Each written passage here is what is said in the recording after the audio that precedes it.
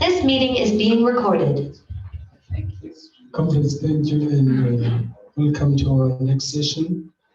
It's a bit of a long session, but it's a critically important one because we'll be discussing a very important issue, the issue of building the climate justice charter movement. Now, this is a question that we have been dealing with throughout the years, but has come out very strongly this year in much of our webinars. When we were celebrating the 2-year anniversary of the Climate Justice Charter, we had a discussion on how to build the CJCM. But today we are going to hear from activists who are working on the ground, building CJCM forums in their communities, advancing the Climate Justice Charter movement. We will begin with Vish on what makes an effective climate justice activist, and then we will hear from Comrade Thulani from the Independent Community Residents Association, from Comrade Geronimo from Elsies River. We'll hear from Comrade Natalie from Tuks, and from Comrade Phumzile from the Independent One councillor. And then we are going to look at some of the CJCM organizing tools. Awande will be presenting on that. And then on how to use the CJCM webpage as a tool to build the Climate Justice Charter movement. Jane will be presenting on that. And without wasting much time, comrades, I'll hand over to Comrade Vish. Thank you, Charles. So, comrades, how many of you have formally joined the Climate Justice Charter movement? Put up your hands. Few of you haven't. That's an interesting thing. So, comrades, we are entering a new phase of building the Climate Justice Charter movement. We've been in a phase of developing the charter, and then, of course, trying to get it adopted by Parliament for about 2 years. And we are now massifying the Climate Justice Charter movement. We're building it as a member-based movement of organizations, of individuals, and we're also going to try and ensure that it is people and worker-driven. But we'll say more about that tomorrow. Now, in your packs that you got this. What is this for? Stencil, exactly. And you got some lovely art stuff to go with it, and a can of paint, and so on. The idea, comrades, is a simple one, is to get the CJCM into the consciousness of the people.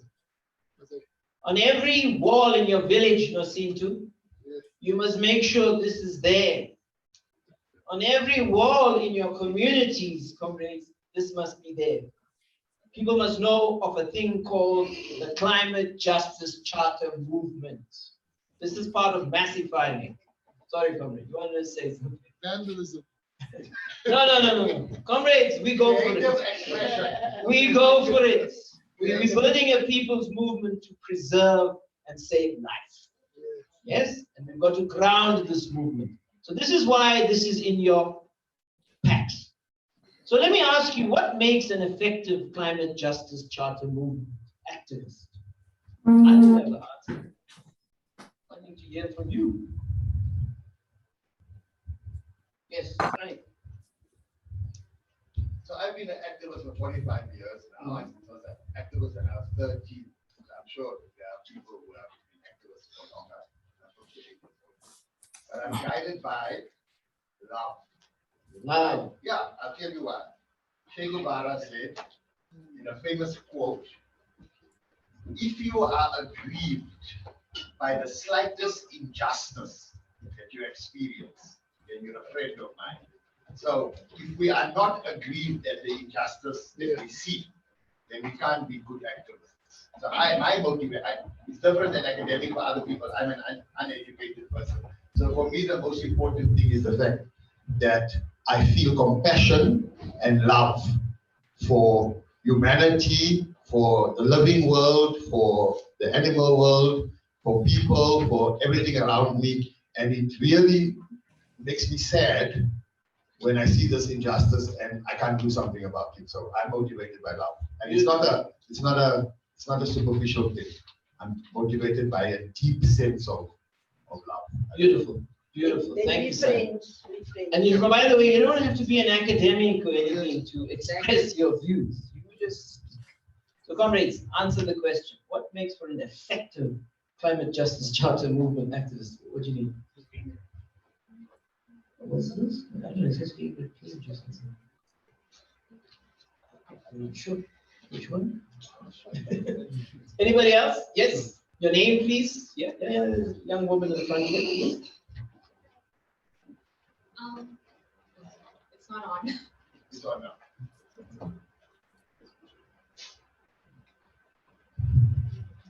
Okay. Hi guys, I'm Javeria.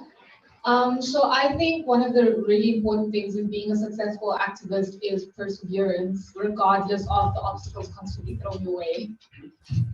Excellent. Consistency, perseverance, etc. Okay, carry on. Anybody else? Yes, at the back there. I think it's speaking the people's language.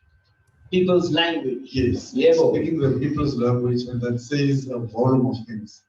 Yeah. But also to be innovative. Because if you're speaking, for example, the people's language, it means that whatever you do, it's driven from the people. Right. And it's not something that is imported from elsewhere. It's something that speaks the language of the people. They will listen to you, then you will move. So that connection with the people is key. It's that immersion, the width, the part of the people. Very important. Shanaz. And then you had your hand I up. would say you must have empathy. And Empathy. you must be able to understand, to build solidarity, friendship, peace, and love. Solidarity. Beautiful. Sorry, the comrade at the back. And introduce yourselves, comrades, so we get to know you. And on this side will come, I think it's Rashida. My name is Patrick Sambo, and I'm from the Support Center for Land Change. It's my first engagement here.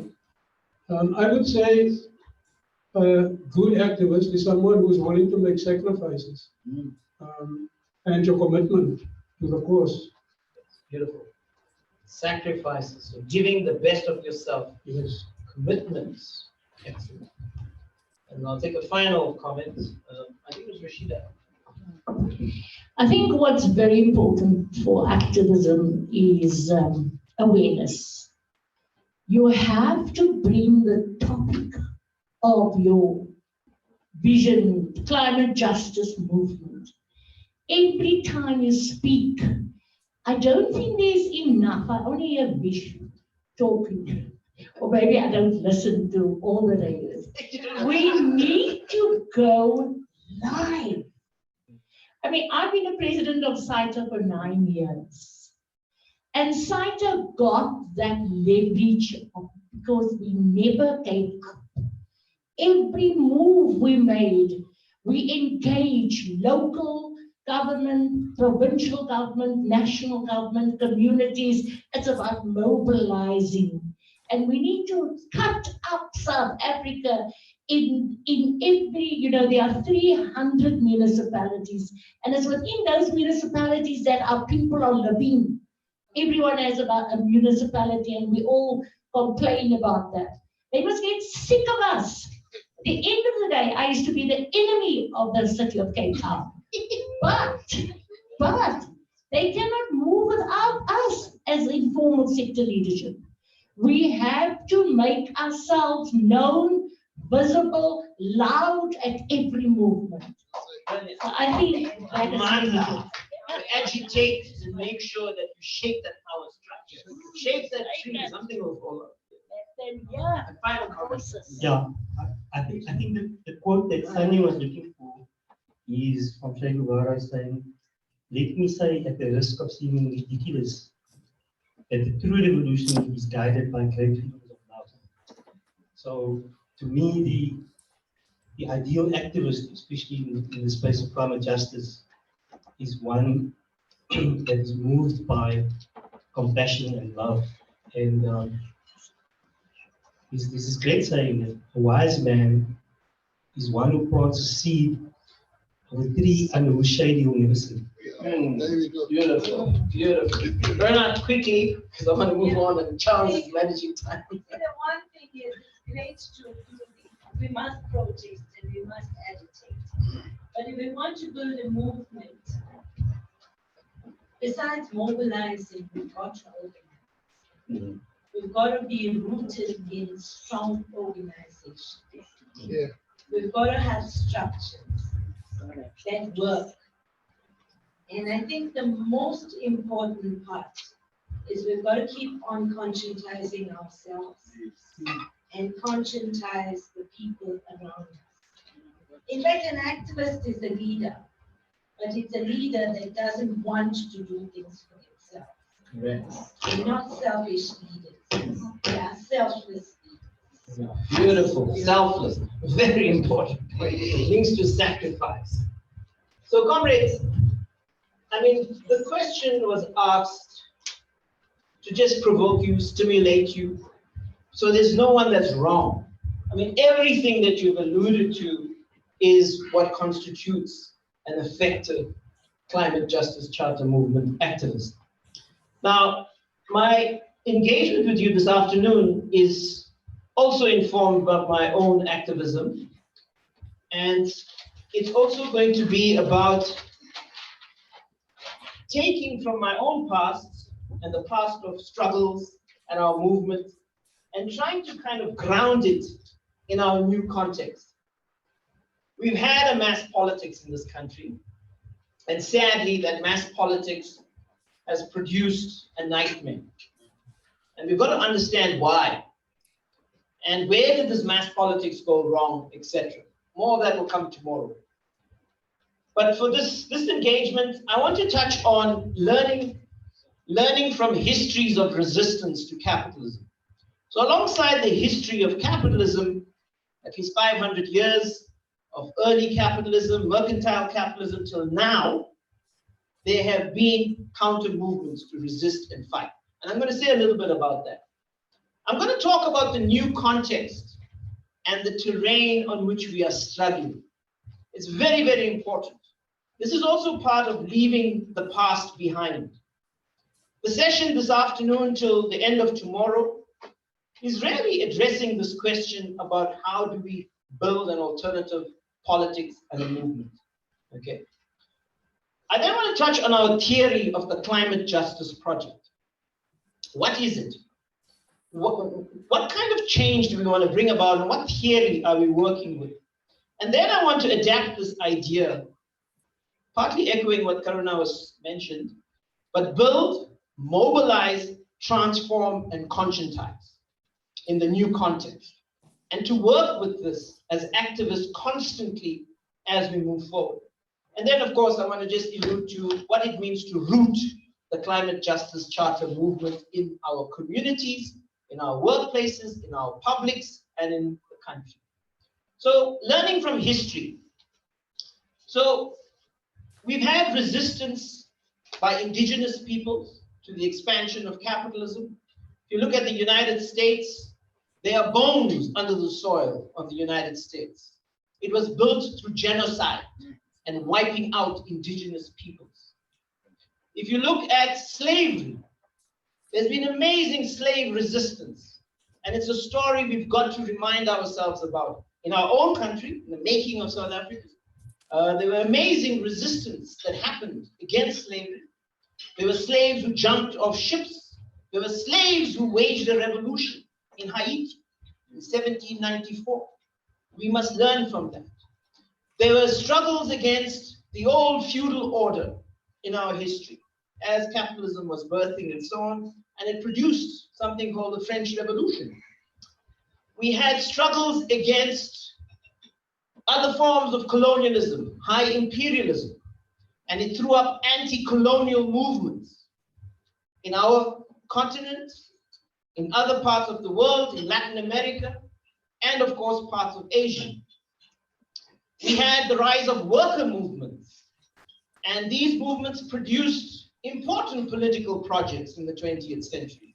Social democracy, Soviet socialism, even revolutionized some nationalisms like in Vietnam and China. And we had Sino-socialism coming out of these worker movements, powerful stuff. And they shaped world history. So, and we had, of course, the anti-apartheid movement. So there's powerful movements that emerged to confront the harms of the system. Powerful movements that emerged to put forward alternatives, to fight for something better. So South Africa's struggle, and this is very important, there's a lot of arrogance in the nationalist movement in South Africa. It's not a unique struggle. People have been fighting for a very long time, and I'm just using 500 years as a placeholder. But what can we learn from these movements that have tried to preserve life, that have tried to preserve nature? And for me, there's three things that stand out that's very, very important. They all have picked up the banner of a grievance. Whether it is dispossession, whether it's against genocide, whether it's against slavery or racism, they all picked up a banner. And it was a grievance. Okay? And this is very, very important. Many of you alluded to the people, the needs of the people, the concerns of the people, etc. This is what's very, very important. And it comes out across this history. The second very important thing that stands out is collective mass power.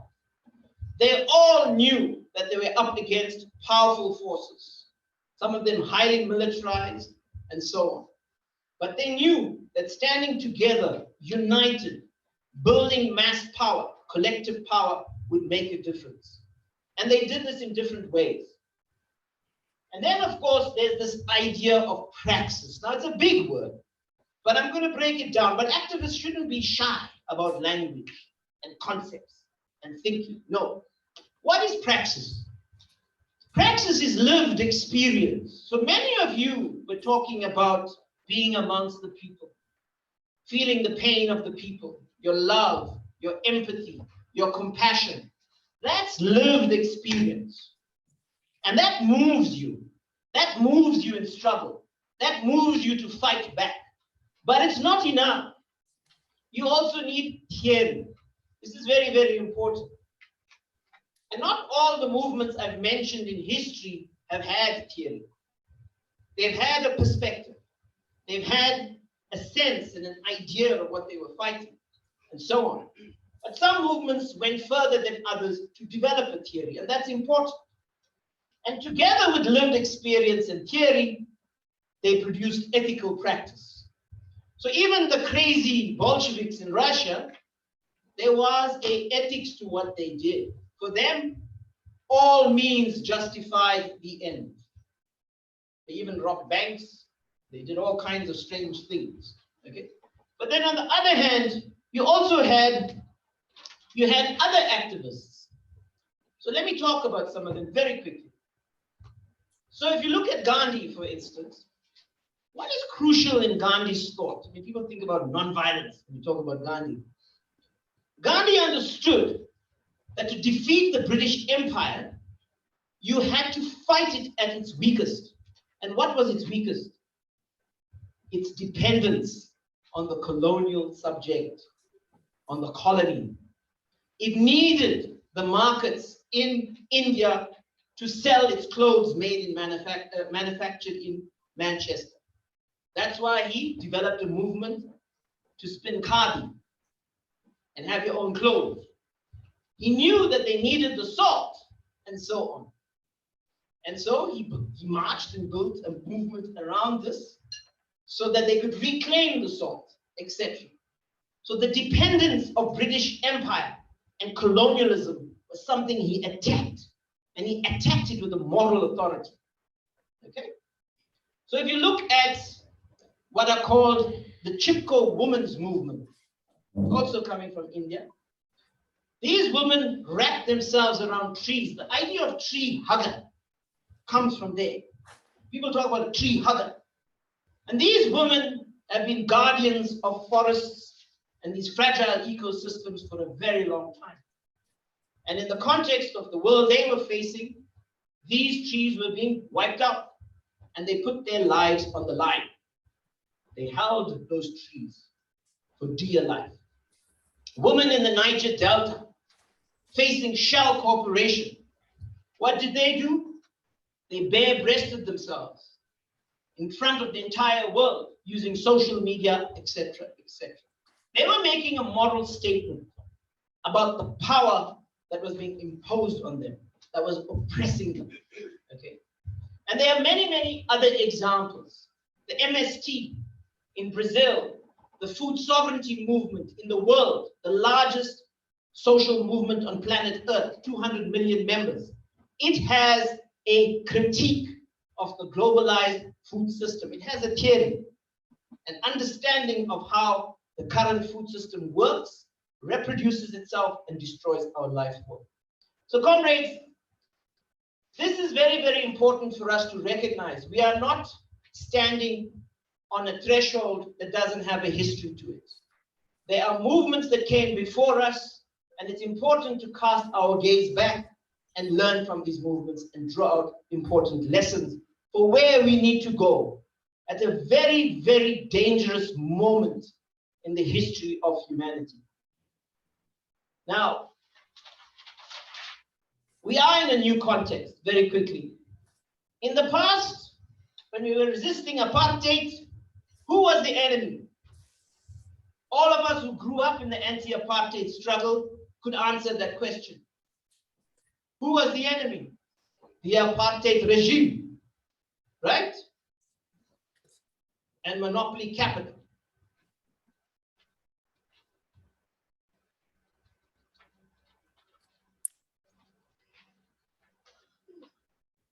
Who's the enemy today?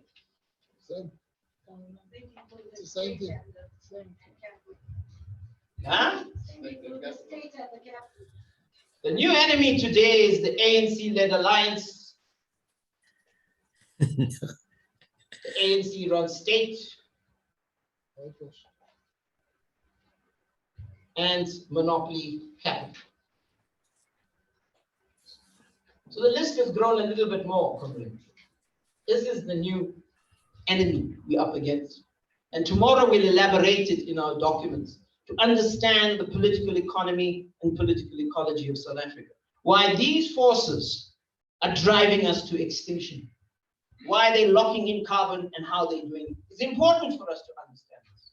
If we don't understand it, we're going to get wishy-washy.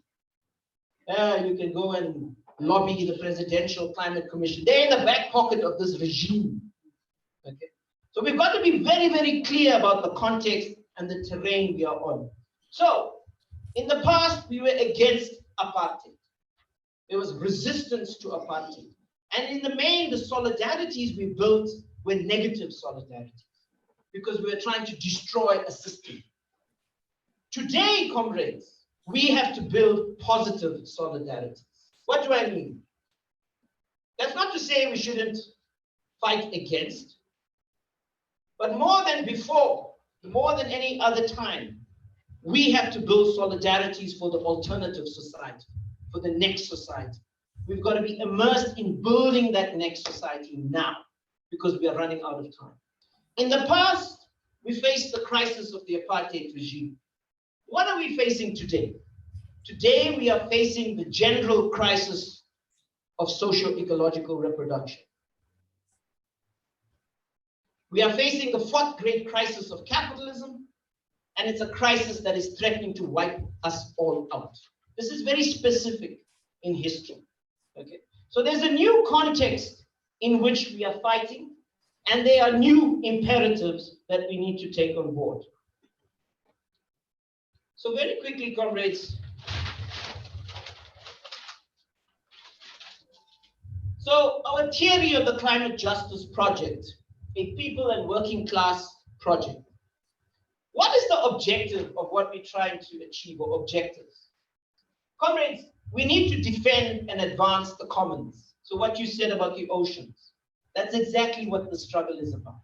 Okay? To defend the life-giving commons, the land in this country, okay? The biodiversity of this country, and so on. The struggle is also about ending ecocidal, and carbon capitalism. It's as ambitious as that, because you heard the science for yourself. We are heading for 1.5 degrees Celsius and ultimately 3 degrees Celsius in the next decade. It's going to be fatal, comrades. It's going to bring great harm to all of us. Unless, of course, we confront the system head on. We have to. The other objective for us, comrades, is to put forward systemic solutions to transform the system. And we have solutions. But our immediate objective is to accelerate and deepen the just transition. And that's why we gathered you here over the next 2 days. This is our immediate objective. It's the thin edge of the wedge. If we can drive the deep just transition from below, we can shift power. We can change the course of history. We can change our country and where it's going. So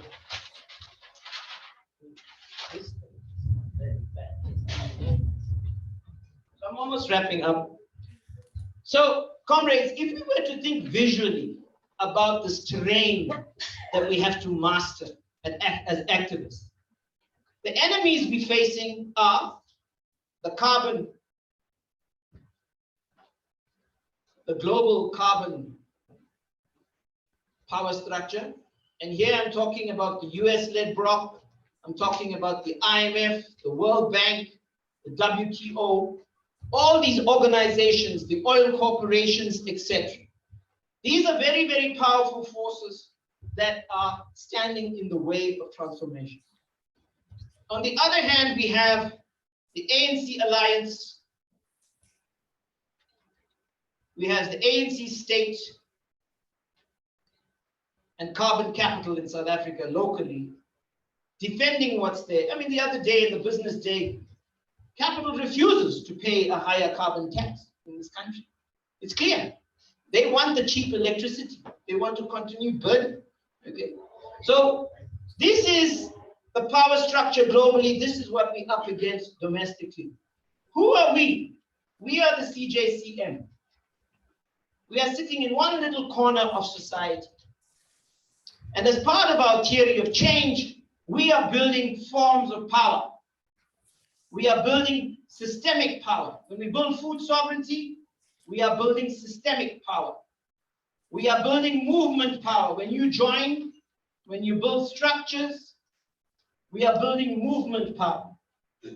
When we take to the streets and when we resist, we are engaging in direct power. And then, of course, there's symbolic power when we demonstrate by example where we should be going. Okay?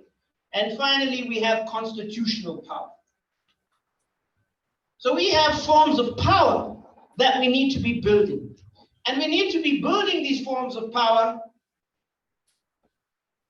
through the strategies that we have. And tomorrow, comrades, is a very important day, because tomorrow we're going to clarify the strategies that we're going to use to fight so that we get to the people. So this is the people, comrades. This is the workers. We've got to ensure that this power is increased of the peoples and the workers. Very, very important. The strategies we want to use are building a global climate justice bloc to change the way power happens. And here we want to bring about a power shift away from these forces, the CJ power bloc. We want to ensure that we have a people-driven climate justice deal and climate emergency state. That's our second strategy.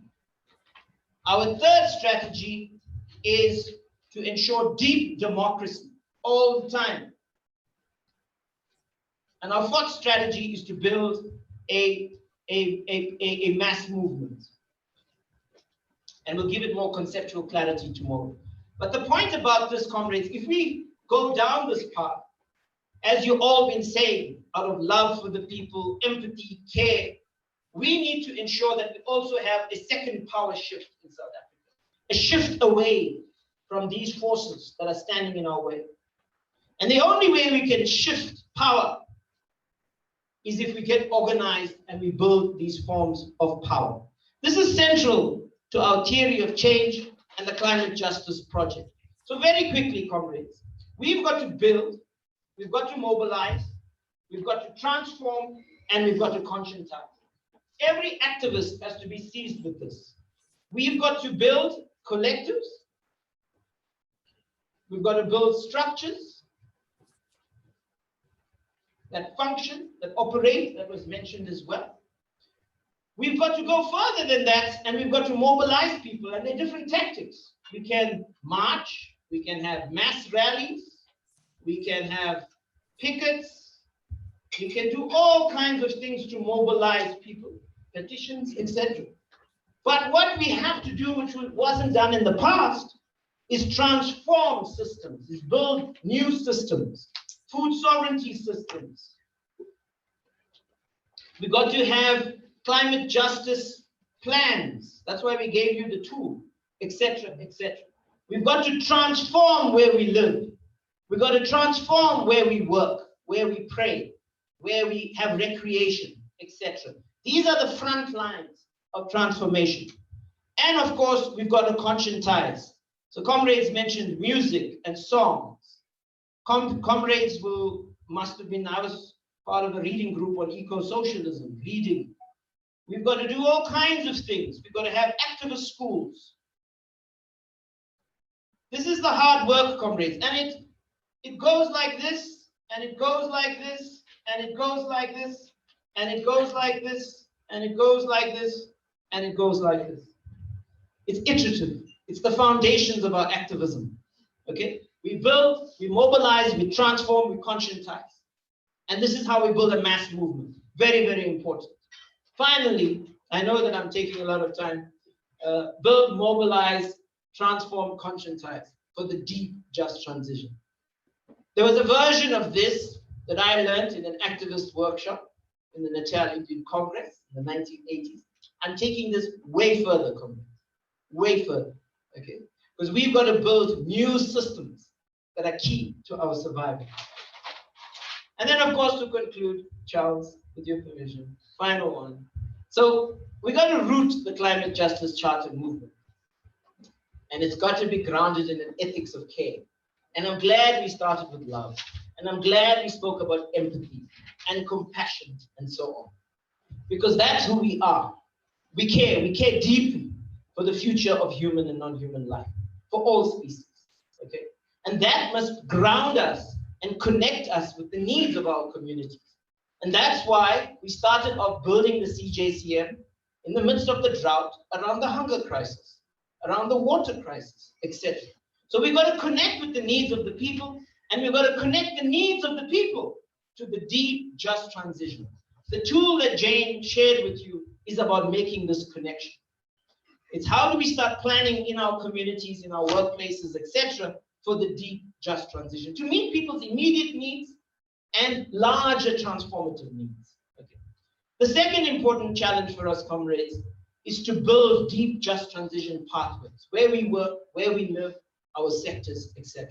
We are developing the tools with you. We have a whole lot of tools.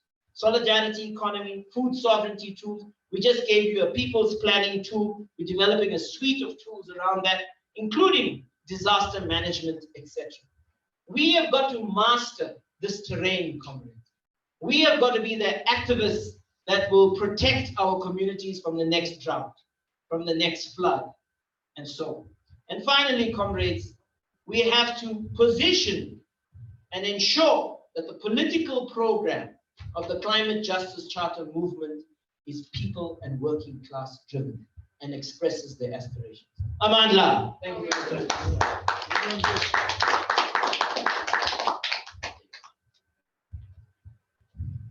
Thank you so much, Comrade Fish. That was so important. Thank you so much. Without taking much time, we'll go to Comrade Thulani from the Independent Komani Residents Association. Comrade, you have a maximum of 10 minutes. Okay, thank you very much, comrades. My name is Thulani Bukani from Eastern Cape Komani, from civic organization, Independent Komani Residents Association. So in Komane, what we are doing, in fact, we started this organization in 2017. Then we were working the ground throughout. So we had a very important program during a heavy lockdown, where we were providing food parcels to the community. These food parcels, we were getting them from the businesses around through donations. And then we met COPEC through Vish. We were connected by Comrade Kota. And then from there, we were invited to a visual program which was talking about food sovereignty. So that's where we learned that asking for donations so that we can give people food parcels was not sustainable. Then we needed some strategy that will be permanent, will be more significant to the people, because growing your own veggies in your yard, it's more than that. It comes with the liberation as well, because many communities dependent on the government programs like SASA programs. But now we started to introduce that program in the community. Was one of the challenges we have in our local municipality in Okinawa is that there's no collective of the government is not collecting the rubbish on the street, on the houses. So those rubbish will pile up, and then people will end up having illegal dumping sites. So we came up with a strategy in our meeting that we should take it upon ourselves to go and clean those illegal dumping sites and fence them so that we can use those spaces for a food sovereignty garden.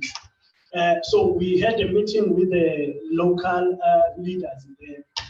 We agreed, so we started by visiting all the schools in that community, in fact, stakeholders, including churches, church leaders, and all of them. So they embraced the idea, and then we negotiated to them that they at least they borrow us their children 1 hour per day from school. And then all of them, they were very excited with that approach. And then we started doing that. But when it was the time to implement the strategy, the councillors were suddenly against it now. But in any case, we pushed. We went to do it.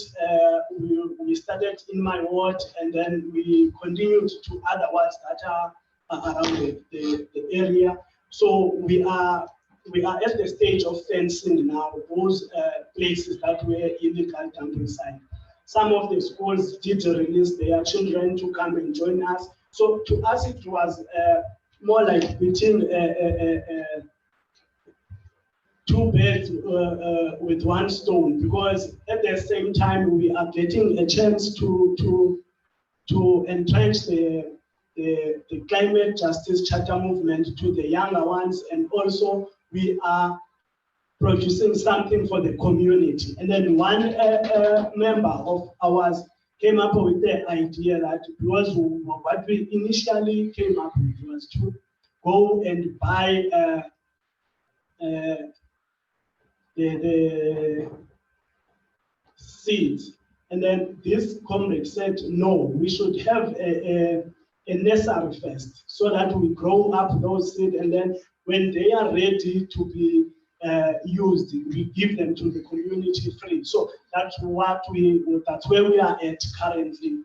So we are working very hard to make sure that each and every ward in our community, it has its own nursery where they produce,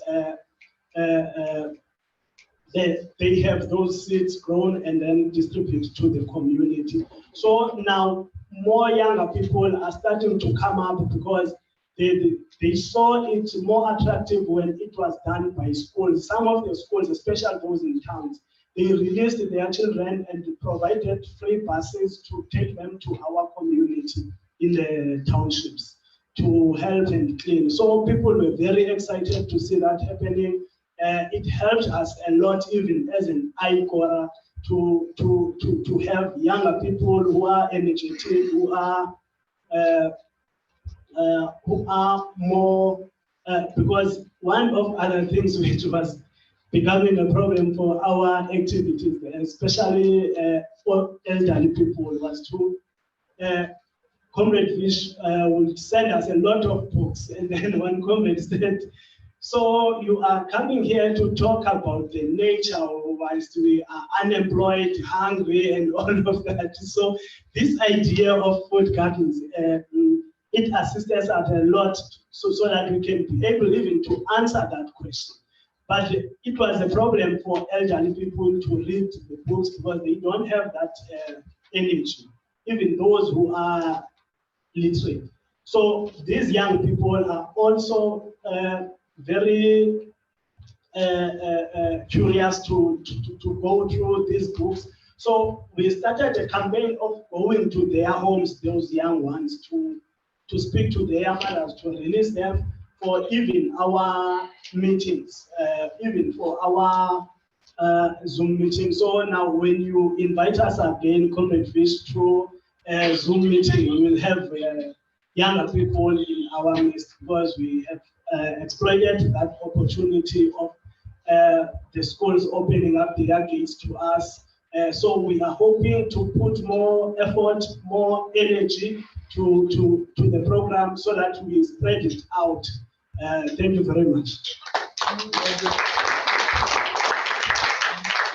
Thank you very much, Comrade Thulani.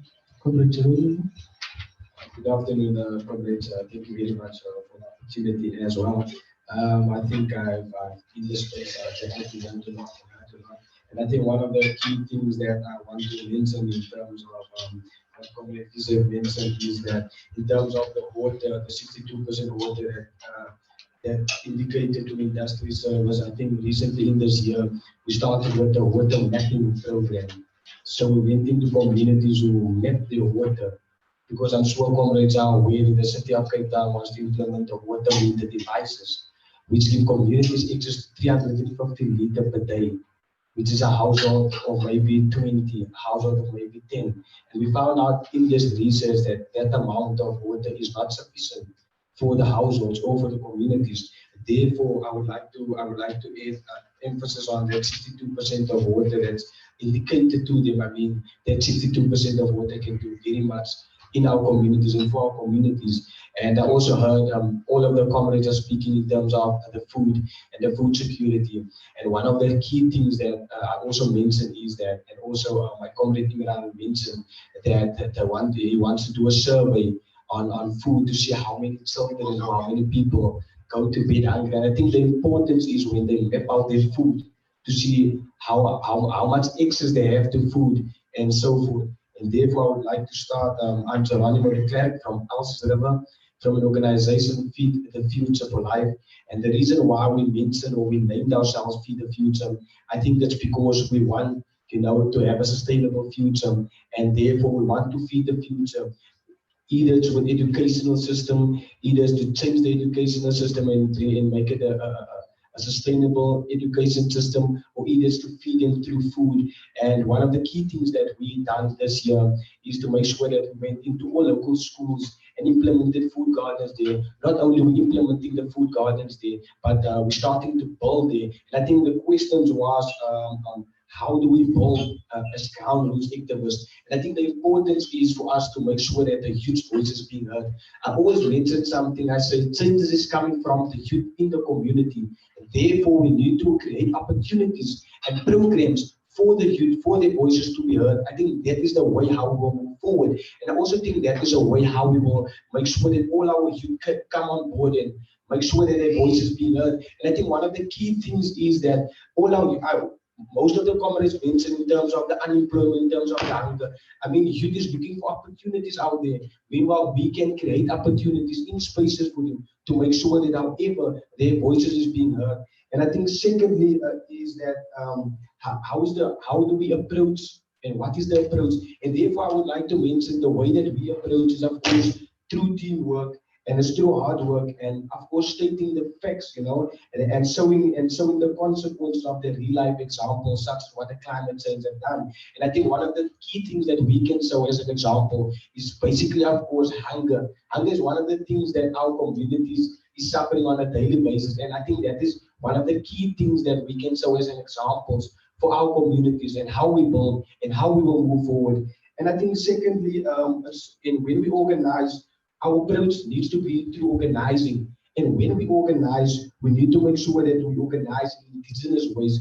When I speak of indigenous ways, I speak with the amount of resources that we have, with the passion that we have, what we have in our community, and so we will move forward. And that is exactly how we move forward and how we started. I think we're a youth-led organization. Therefore, I will always make sure that everywhere I go, the youth voices need to be heard. I think previously our comrades spoke about our children and our women, but therefore I think it's also important to make sure that we as the future, or as the youth, many comrades have spoken about 2030, 2050, and I think in 2030 then we will see our youth, the future there. That is why the key things for us is to make sure that our youth voice is being heard, and our approach is to make sure that we approach our youth within our communities. And I always mention this thing, and I say, either when we approach our youth or our communities, I say that in the midst of chaos, there is opportunity for changes, and that changes is definitely coming from our youth in our communities. That changes is coming from our communities, from our schools, from our women, from our children.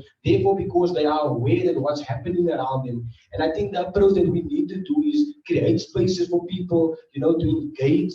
Information sharing, I think that's important, to create workshops, to educate them, to equip them. That is how we will mobilize. That is how we will equip our people. That is how we will move forward strongly. And I think the importance of Youth Day is, of course, where youth promote sustainable livelihoods. And that is, of course, how we need to approach to promote the sustainable livelihoods within our communities, within our youth, within our schools. And I think that the key thing that I always mention is the reason why we started off with creating farming classes, creating food gardens. When I was in school, I never had the opportunity to learn about farming. I never had the opportunity to learn how to be sustainable. So that is the key thing that we need to plant in our communities. That is how we will organize. That is how we will mobilize. And that is, of course, how we will move forward. And that is, of course, how we as communities, can stand together in solidarity and make sure that we can fight the fight, whatever fight we are fighting. I think previously when I mentioned something is that whatever fight we are fighting in today, it won't be easy. Therefore, we would need everyone to be on board. But the importance of it all, make always sure that the youth voices is being heard. And I think one of the last questions was how we mobilize. And what I would like to lastly mention is we build, we mobilize, and then we transform. I think Comrade had mentioned it there. We build, we mobilize, and then we transform. Through building, we create spaces. Through mobilize, we engage with community. And through transform, we take action, of course, to make sure that whatever is ours, we take back. And lastly, I would like to mention with the indigenous ways. I think I'm a fully Khoisan, and therefore I would just like to mention the indigenous ways is how we will move forward. The indigenous ways is how we will practice our power and our passion and our abilities that we have in ourselves. That is the way how we will move forward, and that is the way how we will create spaces for our youth and communities to bring changes within a platform. Whether it's on fighting for climate change, whether it's on fighting for whatever developments taking place. And I think I also like to mention is that in Cape Town, we're currently also fighting against the developments that busy building on sacred land, which is indigenous land on the Lisbon River. And I think one of the things I always mention there is that it will be a difficult fight, but we need to take back what is ours, and therefore we need to be strong revolutionaries. Thank you very much. What do we want? Climate justice. Yes. When do we want it? Now. What do we want? Climate justice. When do we want it? Now. Thank you so much, Comrade Natalie. Over to you. Hello, I'm Natalie Kapsosideris, and I'm second year at University of Victoria. I'm from an organization called Tuks for Climate Justice, which is an organization, a society at the university I started this year. And yeah, I'll just give a brief of how we started, what we're doing, or what we're doing, and how we built. So I don't know if you remember when the professor, I think Francis, Yes, that when he spoke about the community in Quarry Road in KZN that had the work between UKZN and the community that helped them prevent death within the community. I read an article about it earlier this year, and for me it kind of like emphasized what I had envisioned or what I really loved about kind of having activism within the university space, or how universities can be used to push forward progressive ideas within society, or just be part of society, because these centers for knowledge, they can be so helpful as part of a community. And there's so many people at these universities that can be used to have projects with communities that can be used to advance all of our principles. And so last year when I was in first year at the university, there was this call for us to kind of take the climate justice charter to our universities to try and get them to endorse them. And our last year was COVID, so I was online, I knew no one. I was the first year, I didn't know how the university was working, but I was like, I will find people and I will scream, I will make noise, and people will notice me and they will take the climate justice charter. So I went out, I went to different places, spoke to people as in a residence, spoke to people in my residence, went to a few various marches like gender-based violence marches, speaking to people there, and I managed to gather a few people. We used to walk around together, handing out charters. We were just trying to get this charter out there to the students living around Hatfield for them to know about it. At one point, we were standing outside the entrance to the university, and we were told to leave because it was a security threat. There were two girls sitting there with charters, handing them out to people. Always a security threat, but it's fine. Anyway, so we did face, I'm still facing a lot of the nonsense bureaucracy has made things a little bit difficult. But long story short, we managed to build a sort of group, and then we wanted to formalize, because we managed to get the admin at the university to receive our response. We created a petition. We got, I think, 500 signatures on that petition of students that wanted this charter to be supported by the university. And eventually the admin got back to us and they were like, we think we're doing enough. We don't need to endorse this charter, which was obviously very irritating. And I was like, well, I'm not gonna stop this yet. So, and the people that I was working with were also so passionate.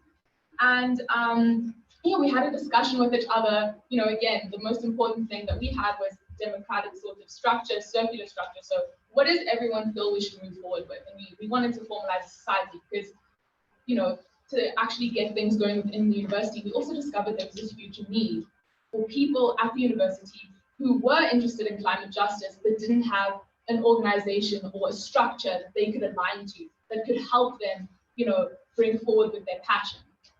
And originally we had reached out to, there was an environmental society at the university. We reached out to them, they told us they don't do activism. So we were like, cool, we'll just do it, yeah. We'll just make our own society then. And this year at the beginning of the year, we started campaigning and we got over 100 members, which was really exciting. We had a lot of fights with the SRC, but we managed to get registered. It was a bit of a mess. We still struggle sometimes with venues. It's a whole process. The budget system for societies at the university is a whole other mess. But yeah, and I think the three most important things we had was first the advocacy, so pushing forward with the charter, trying to change policy within the university. It's been a bit more difficult this year, just because of all the stuff with the SRC that was happening, but we're going to try and push it more again next year.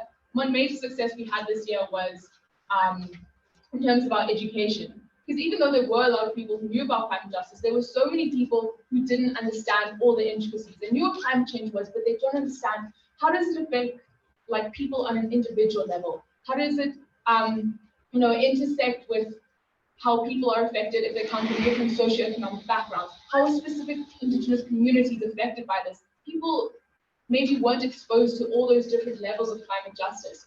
So we have had a few workshops we participated into that were run by other people at the university, and then we ran two of our own. The first one was just a general introduction to climate justice, and it was very fluid. It was all students that were there. We were just talking about what are our different ideas around climate justice? Here's what the science says. What do you guys think about this?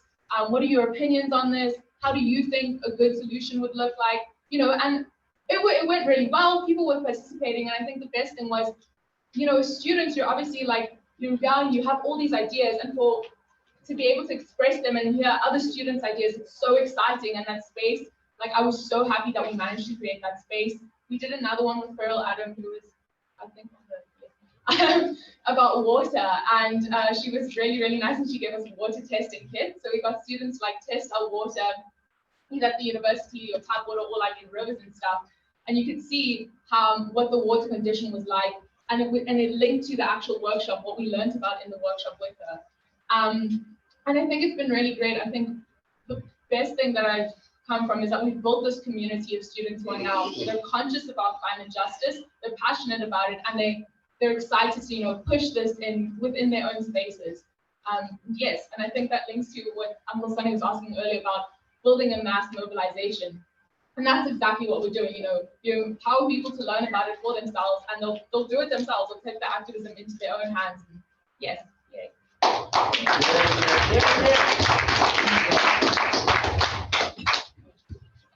Thank you so much, Natalie. Transformative ideas are always a security threat. It is the nature of the elite to always securitize social movements. And next we have Comrade Phumzile Msaro. Over to you. Good afternoon, everyone. May you allow me to stand up when I talk to you? You are my bosses. Because I am employed by Elsies. So I'm taking money to the people who voted for me. I'm not telling them what to do, when and how. They're telling me what to do. Then I do as a chair. Okay? Okay. Comrades, I love you all. And for that reason, I'm here to challenge you all. Because my mentality tells me that independent ward councillor should work with activists. Because to my thinking, they've got a common agenda. Whatever they push is from the people, for the people, by the people. Okay.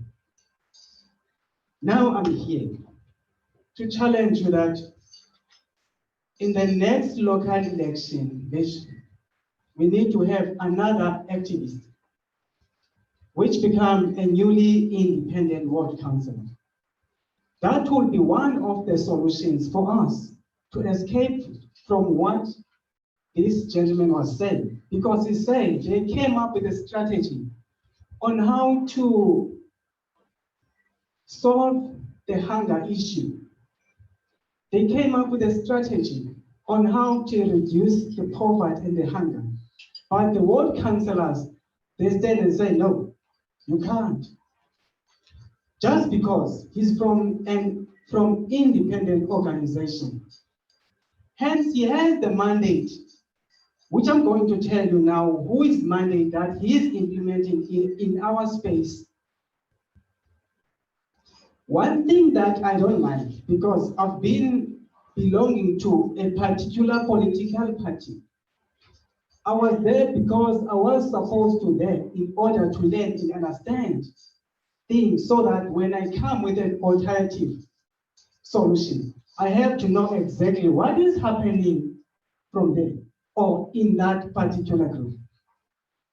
What is very crucial and bad is that during the elections, all political parties in South Africa, they come forth asking us to vote. When we're done, they take the councillor or ward committee away from us.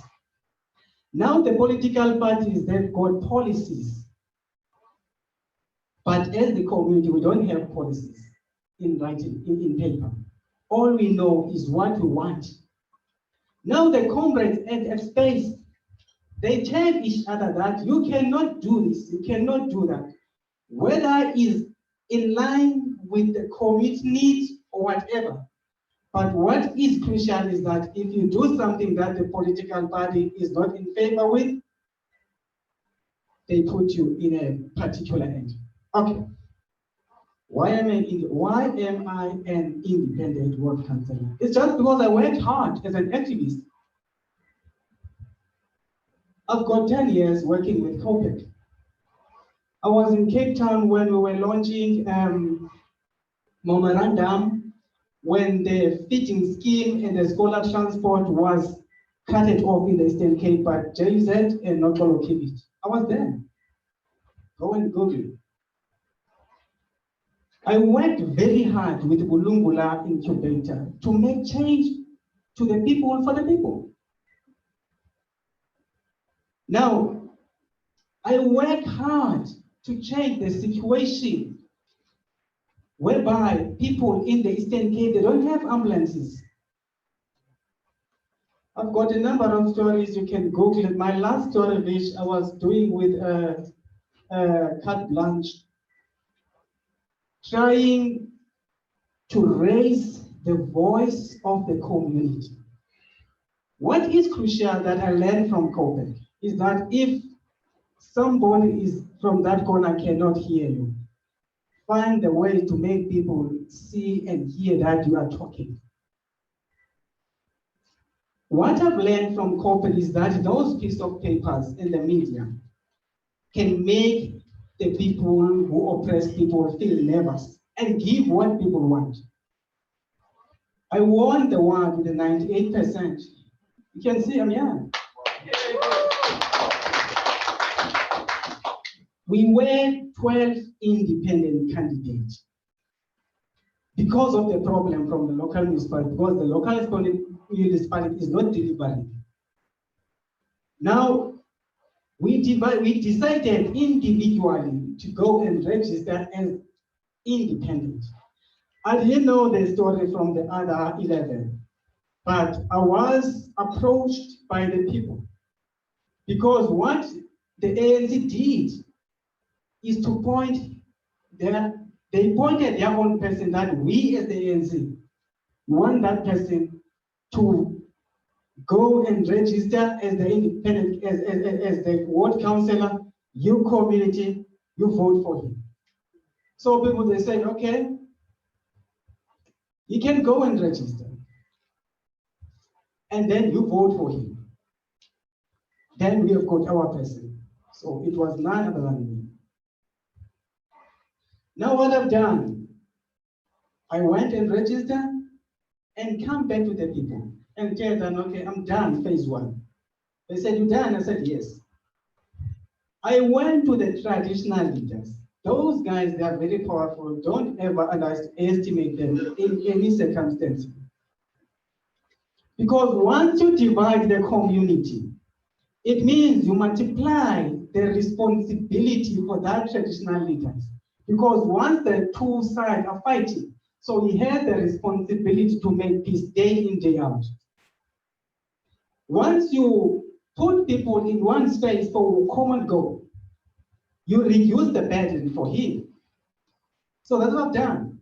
So all the 7 chiefs, they supported me. Out of 7 voting stations, I won 5. I lost 2. But the 2 that I've lost, I had a good number there as well.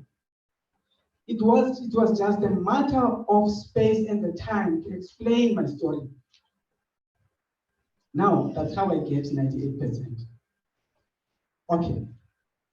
What was the strategies? Besides this one of sitting down with the traditional structures. Whatever you want to do successfully, you must engage people and group them according to the ages and their expectations. Once you mix sunflower, rice, and that, the outcome won't suit you first. But if you want to have a good result, go to the farmers and ask their problems and the challenge, and ask from them, what do you think will be the problem? What should be done in order to solve the problem? Don't always tell people what to do, when and how, because they'll be waiting you to implement as you have told them.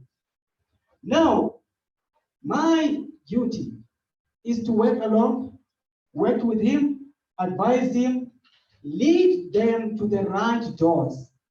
Because I'm a communal asset, I'm the ward asset. If the farmers want something from Department of Agriculture, I'm here. I go with them to the Department of Agriculture and tell the official that I'm here, the ward councillor. These people, they carry a burden of changing the situation. People are damn hungry down there. So listen to them. So they present their story straight to the official. I listen to them. I make my recommendation by saying, what they say is what I know. Can you please give them what they want? If you say there's no budget, I say, okay, then when do we come? What must be done then? That's what we need. You go to you create a sport games for youth, because youth, they've got their own needs. You make tournaments. I was working, Vish is one of them. Vish, thank you very much. Vish, he took out of his pocket 5,000 rand. He deposited to help me with my campaigns. I sent, in that t-shirt, he allowed me to put my face. I'm so sorry that Vish didn't brought my t-shirt. But Vish, he has contributed a lot. On behalf of Ward 28, I must say thank you very much, Vish. Here we are because of your input. Thank you very much.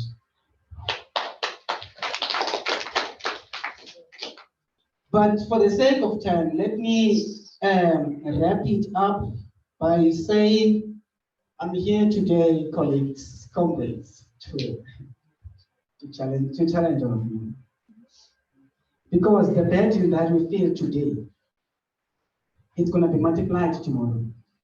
We're solving problem today. We're sitting here 2.5 days trying to see how to change the situation.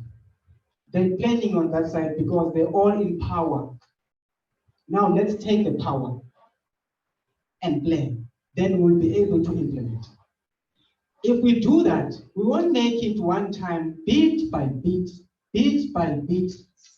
If we have 2 independent councillors in this room in the next 5 years, perhaps one of the ward councillor, independent one, will come from that area of order. What I've done after I was appointed by the community as a ward councillor, I made sure that I bring in young and fresh people. I bring in people whom are not politically motivated.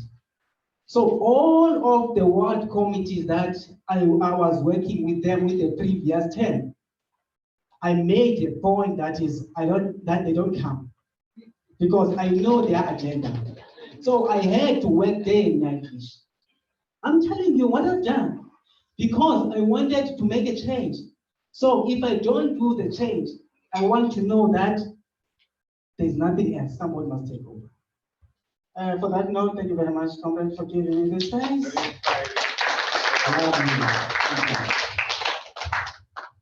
Thank you, comrade. The Lord bless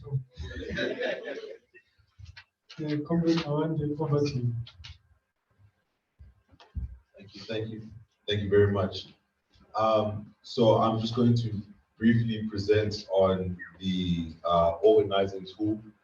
All the speakers who've spoken before me are doing the work right now where they are in their communities and institutions. And as we're speaking from the previous session when Jane presented on the planning tool also, this has flowed quite easily into this session when we're talking about the work that people are doing, sharing experiences, learning how people have succeeded, learning how we failed in certain areas so that we can overcome and spread the movement further. So this tool is an aid, just like the planning tool also, for others who are going to do the work that a lot of you are already doing right now, but even some of the people who you're working with right now in your communities and institutions who are going to expand the work also. So I'm just going to give an overview of the document. This will also be available online, I think, when it's done, just like the other one. So it'll be for it easily accessible for everyone. Just to give you an overview of the context, obviously an introduction, an overview of the charter, the question of the deep just transition, and then looking at the historical background and context through which organizing has happened in this country, and mobilization, how it's occurred and the lessons we can learn from that. And then we also, it gives 10 steps, actionable steps in how you can look at organizing, dealing with some of the issues that you're facing where you are. So it's quite universal in that regard.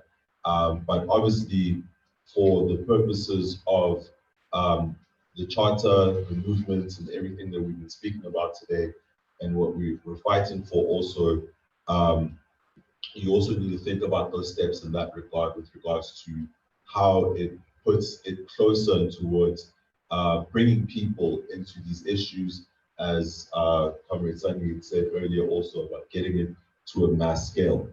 And then also looking at solidarity networks that you can form in terms of amplifying the work that you're doing. There are other people who are doing similar work to you, bringing those people in, making those connections so that you can grow the work that you're doing. So, I don't know why I did that.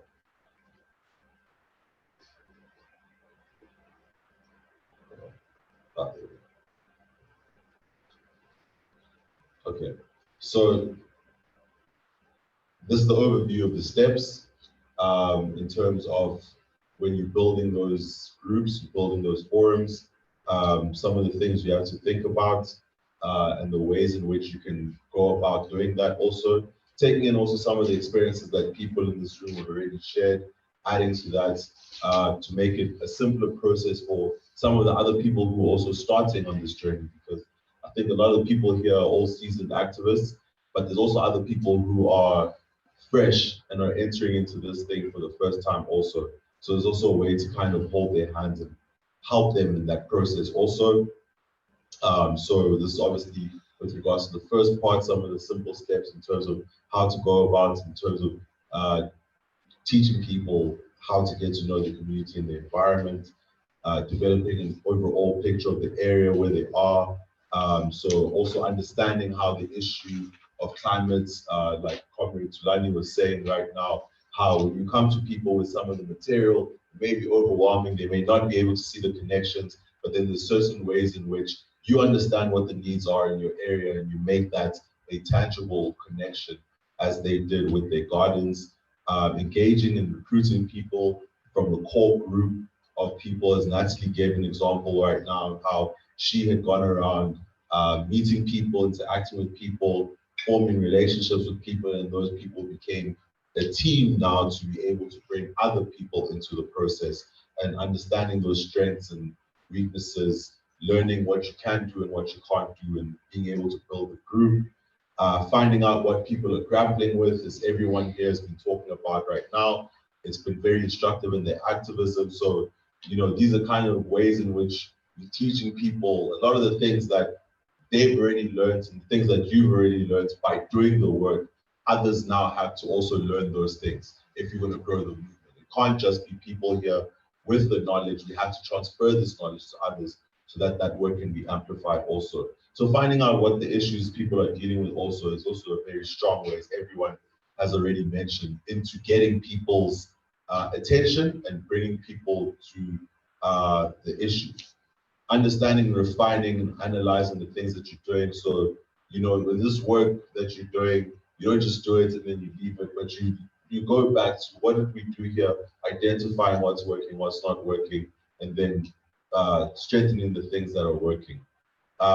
Consulting with people and setting directions, speaking to people within the group to understand that you're moving in the right direction, constantly also thinking about what are your goals, what are you trying to achieve, keeping those things in mind so that you know where you're going, setting those objectives, understanding why you're doing this, when do you think you're going to achieve this, how do you think you're going to achieve this, constantly asking yourself these questions so that you know while you're doing this, you're keeping everyone motivated, but you're also keeping in line with the plan that you're trying to achieve. agreeing on the issues that you want to prioritize and the way in which you go about this, looking for other things that you might have missed before that people can connect to, constantly assessing these things and keeping them in front of your mind, front and center when you are going about organizing and communicating with people in your communities and institutions, keeping track of everything that's happening also, because we focus on issues, but there's a multiplicity of things that we have to do. So sometimes it's good to also keep aware of the other things that you might not be 100% focused on, but are important that you're going to need to understand because they're linked to the work that you're doing, and having a plan of action for how you're going to achieve those connections, executing those things, understanding how you're going to go about achieving those goals, and then constantly also reviewing your processes of understanding and keeping aware of what's going around you. Also keeping the community informed. So the fact that you're doing this work is not enough in and of itself, because not everyone's going to know what you're doing. So it's important that you also constantly able to communicate to people in your communities and institutions what you're doing. So, because there's always going to be people who might be part of those communities or spaces who have no idea who you are or the work that you're doing, even if you've been doing good work. So you always have to keep that in mind and being able to communicate this work very clearly where you're doing. So it's also keeping aware of the things that you've done, that you succeeded at, which the panelists have spoken about. Those things are very powerful because we're hearing how they've succeeded, not just their failures, but we've heard how they succeeded, and it gives people heart. But we also heard about the failures also. So we're also aware when you're doing this work that, oh, this person has gone through this, I must keep that in mind. And finally, with regards to forming those solidarity networks of extending the movement and the work that you're doing, it's also important to always keep in mind with regards to the other groups and people doing the same work as you. There's always going to be people who are trying to achieve the goals that you're trying to achieve. So it's good to be able to identify them, ways of going about that in terms of protecting and making sure that the work that you're doing doesn't get diluted in that aspect, so you don't lose focus in terms of the goals that you're trying to achieve. Looking at some of the key role players that you need to identify in your spaces who can help you. And some of these examples, the panelists have already spoken about them in terms of their work in the real world: counselors, traditional leaders, for example, teachers, and people of that ilk in your community. And then also people who are well known also in your community can help. For example, people who play sports, artists, writers, poets who can also help you in your work and also can help in the communication. So that's an overview of the tool as it's in its final, I think, finally being revised. And there's just another document, a tool to help you in your activism and in your work as you growing the movement. There's not 1,000 of you, there's one of each of you, and this is how you help to get another one just in who can help do the work that you're already doing. Thank you. Thank you so much, Comrade Awande. All power To the people. All power To the people. And thank you so much, Comrade. Thanks, Charles. I'm going to speak about the website, and just to bring your attention to the session that's following this, we're going to have a discussion where we're just going to ask a few questions. So the first 3 questions are about the organizing tool that Awande has just presented on. But the 4th question is how we can use the webpage to build the CJCM. So as I'm going through this presentation, you can just keep that in the back of your mind, how you as the organization can use this webpage, and I'll give some ideas. But some of you did raise your hand, you have registered online. For those of you who haven't, it's quite a simple process, should be quite a simple process, and I'll just take you through it. So this is the CJCM website. Yeah. This is the CJCM website.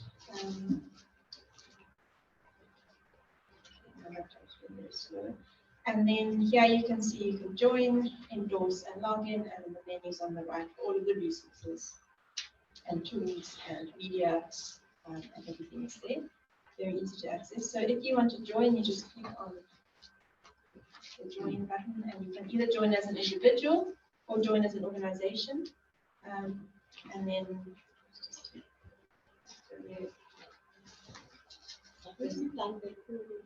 sorry? I haven't done that something new. Some of you have done it. Some of you haven't. Oh, so I'm just going through this for those of you who are new to it, just to show you. And then you just fill out all of the information. Just select which working group do you want to be on. And then you have to agree to all of these things, the principles of the charter, endorse the charter, and then register. So that's pretty straightforward. Once you have joined, you'll get an email. We'll accept your request, and then you'll be able to log in by pressing that button. And then when you log in, this is what your dashboard looks like. So here you'll see your groups, if there's any activities or updates, and you'll see any volunteering opportunities that we put up. You can also look at your groups. So I am part of one group, Climate Justice Campaigning. You can view all groups, and if you want to join some more groups, you can. So these are all the current active groups on the website. So I'm just taking you through this. We have at the moment about 89 or something members and quite a few organizations as well. People have joined groups. You can see there's 30 members on the CJ Deal group, 32 on the Climate Science and Climate Justice Education. But we haven't actually sent any messages on this yet. Charles has been using the National Forum just to send out big messages. And then I'll show you the local and workplace forums as well. But really, we want to ask, how do we organize around these different groups? How do we get people more involved? How do we get some activity? So these are questions that we're posing to you. How do we build CJCM with these groups, but then also with the next one? This is the National Forum, where Charles posted the last message just telling everybody about this event today. And you can see all the members who are part of the CJCM on the right. So this is a national forum where anyone can post, and if you want someone to see the message, you can tag them. So that's why I try to tag everybody. And then here we have communities, and this is the idea is for you to use this as a tool to grow your community. So, for example, Natalie, you can set up a community in Pretoria, and when anyone registers and they put their location, because you put your location in when you register, if they put their location in as Pretoria, when they go to this page, they'll see Tuks for Climate Justice, and they'll be able to join like that. So that's one idea of how people can find you, although they don't, they might not necessarily know that you exist, but they can find you online. Same for BITS, same for any other forum that people have set up. So currently there aren't any workspace or community forums around me, but if they would pop up there, or I can create one. So anyone can go and create a forum. And then the last thing you can do is submit a campaign. So all the campaigns show up on the website. So if you have any campaign, Sunny, your campaign for cancelling debt, you can just put it on here and it'll show up. And anytime you want to know what campaigns are happening, you go to the website, the campaign tab, and you can see what kind of campaigns you want to support. So that is very briefly the website and the back end and how we try to organize locally with the different community and workplace forums, but then also the bigger national forum, and then the more targeted groups to do specific things like climate education, work on research for the climate justice deal. I think that's it. Thanks. Thank you so much, Steve, and thank you to all our panelists. If you would allow me, please, I'd like to twist the program a bit. Maybe we should start with number 4 while Jane is still on the website. How can we use the web page to build the CJCM? Address any questions that you may have on the web page. So you've had the presentation by Jane Comrades. Are there any questions or clarities about working around the back end of the CJCM, setting up a working group and being part of the national forums? And how do you think your organization can use this web page as a tool to mobilize, to organize, to be part of your community forums, but also to be part of the national forums. So I'd like to hear from you. I'll take one, two. If I could have the microphone to those comrades, please. So there's a number of organizations that have endorsed the charter. All the organizations. 266. I think what we should be doing is we should be asking them to, on their websites, have a link to this website so that more people get access to the resources. So that's the first thing. So Vish, today the Arya Samaj South Africa is having the expo. And I think Arya Samaj South Africa, BDS and ASG has already signed the charter. So I'll raise it with them, to begin to have a link directly to this. And I think as we get that going, we could get a lot more. Jane, the other thing we could do, the activism is always great. Younger people will do it. But we're not going to reach the more conservative and older people in the community. And I think we need to invite some of the religious organizations, the faith-based organizations, to present more nuanced inputs that will appeal to a wider base of people. But we must aim to try and get this website to be #1 on people's searches, on people's Google searches, Bing searches.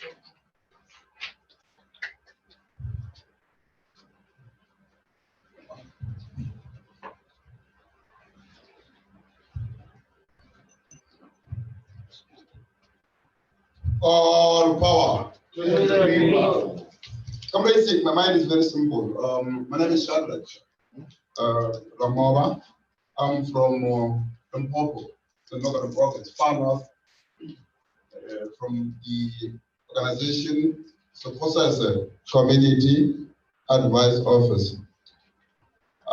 Mine is very simple. We have already started a forum in our community, Mamaya. I think we've got about almost 40 people that we have this far. So my mind, I think, is directed to Comrade Jay. I've tried to want to make that forum, that particular area. I'm always online. I'm a student, but I've failed with this one. I don't know. I've failed, and I want to do it. Thank you.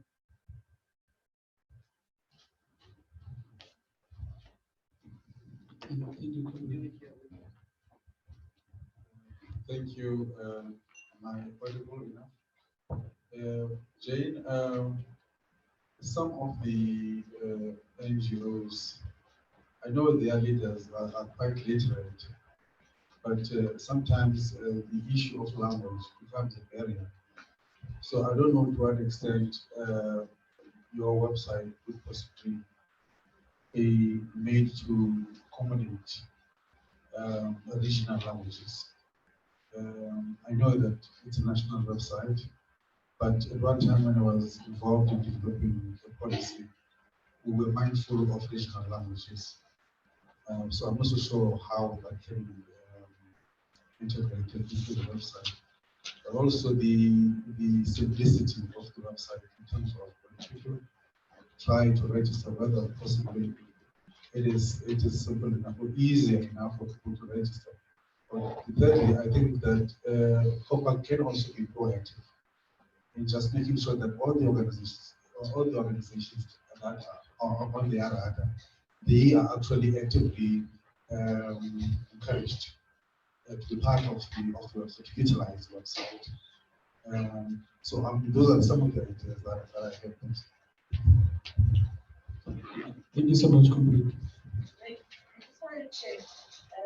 Google has, they have the translation button now for all languages in South Africa.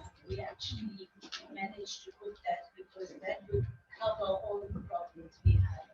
In fact, they also, a lot of people don't read. the languages we have in the country. They listen to it more than reading it. And we must also explore whether, there can be voice activation. You can go ahead. Yeah, thank you for the opportunity to have this from the Greenhouse Project. I think that for me, the challenge that we have now in this space, one is the trading, and people always tell me that they don't have enough amount of data. The thing with this website is that it can be used for coordinating and meeting points for me. Is when people register, then you know where people are. Then you, as the leader or the coordinator, you send a message and say, can we meet at this place then? Because then it will address the issue of language. It will address the issue of misinterpretation of the policy, because as a leader, you've already been here, you understand it clearly. So it's easy to translate, because my problem is that as leaders, yes, as you mentioned, that we are all conversant with English. But my problem is we go and take what we read and regurgitate to the people. While the purpose for us is to say, how do we interpret the policy at the level at which our people understand how they intersect with the policy. So you don't give them the policy, you interpret the policy. So them to be able to say, oh, this is how we can meet the policy, or this is how we put the policy forward. Thank you. Thank you very much, Colin. Yes, you can go ahead. You can go ahead. Yes. I just want to say something about working at local level in ward committees, which I think are crucial structures that we haven't talked about yet, but we should develop some kind of approach to how we deal with the ward committees. I know they're not working in a lot of areas, but I still think that they are a state structure or a constitutional structure that we can contest. And what I wanted to say about that is, at the level of the ward, we shouldn't be distinguishing between political formations and parties and whatnot. In other words, whether you EFF or ANC or DA even, it depends on what we're doing in the ward. And also, obviously, it depends on the individuals as well. But in principle, we should be prepared to work with anybody at neighborhood level around specific campaigns. So a tactical campaign at ward level around achieving specific objectives. And at the same time, conscientizing people we wouldn't otherwise get come into contact with. And related to that, the same thing applies to local business formations, so local capital, if you want to call it that. We need to draw them into the supply chains that resolve some of these problems.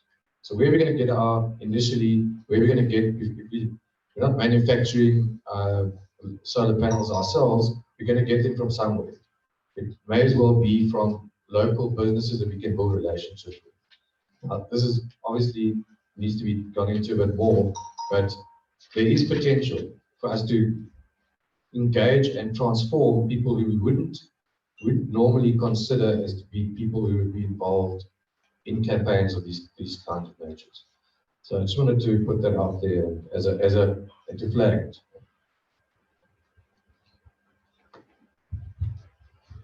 Regarding the website functionality itself, if on your sign-up forms you are collecting any type of location data, and people are specifically specifying where they are from, perhaps at the end of the sign-up process for both institutions and for individuals, it would be worthy programming in a prompt that says, these following things are within 50 kilometers of where you have indicated that you are. Here are some contact details for those organizations. To perhaps throw the networking side of the climate justice stuff more directly into the hands of activists.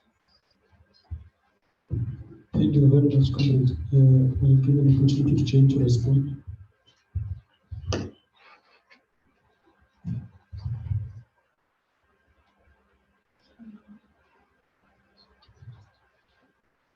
Okay, thanks everybody for all of those suggestions and inputs. I think they're all valid and we have taken note. Yeah, just a few comments. So Shadrach, I don't know why you have an issue setting up a forum, but we can help you while you're here. And if anyone else is having issues setting up a forum, maybe there's a glitch on the website. So that's also just a comment. We are just launching this website and we do want to iron out any faults. If you do come across anything, please just pop me a message so we can fix it so that there's no issues in future for others. Yeah, and then the language and the voice activation thing, I think those are also really good points. I'm not sure about the Google Translate with the how you get that activated on the website. So that's something. If you always have it Okay, okay. We'll look into that with the website designer. And if not, so just to mention that the charter is online in all languages, but that's just the charter, and we recognize that for organizing purposes, we do possibly need more languages. But then I take your point about using the website to coordinate, and then we host the meetings and we explain things and we translate things. So that is really what we are trying to do. We don't want everything to happen online because there are those who don't necessarily like being online. So it's a bit of both. We need to find a balance. It can be, yeah.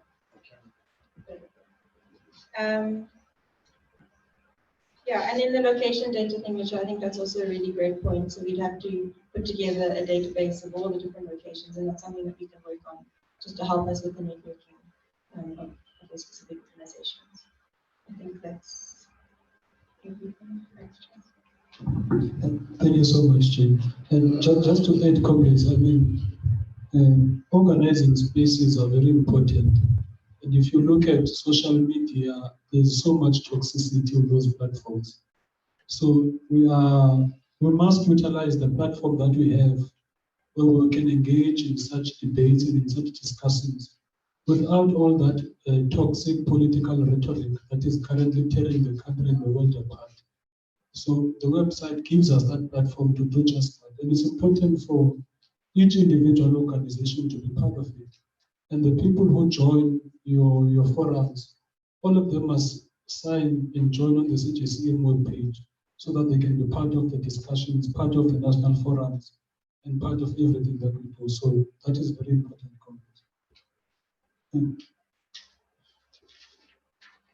And now we will go back to the organizing tool that Comrade Awande was sharing.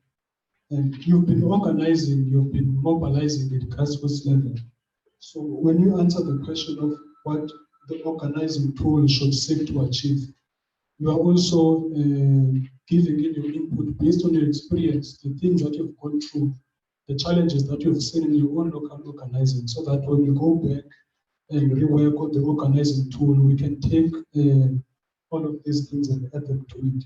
So what should the organizing tool seek to achieve? Could you please put back the slide that you have? That is the organizing slide context. All right, thank you so much, Phumzile. Awande, can you please share your screen again?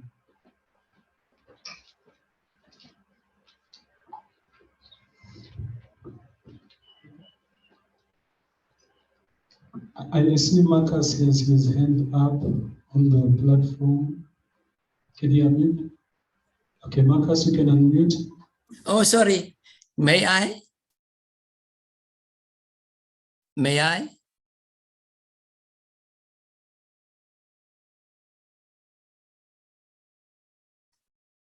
Hello. Can you hear me?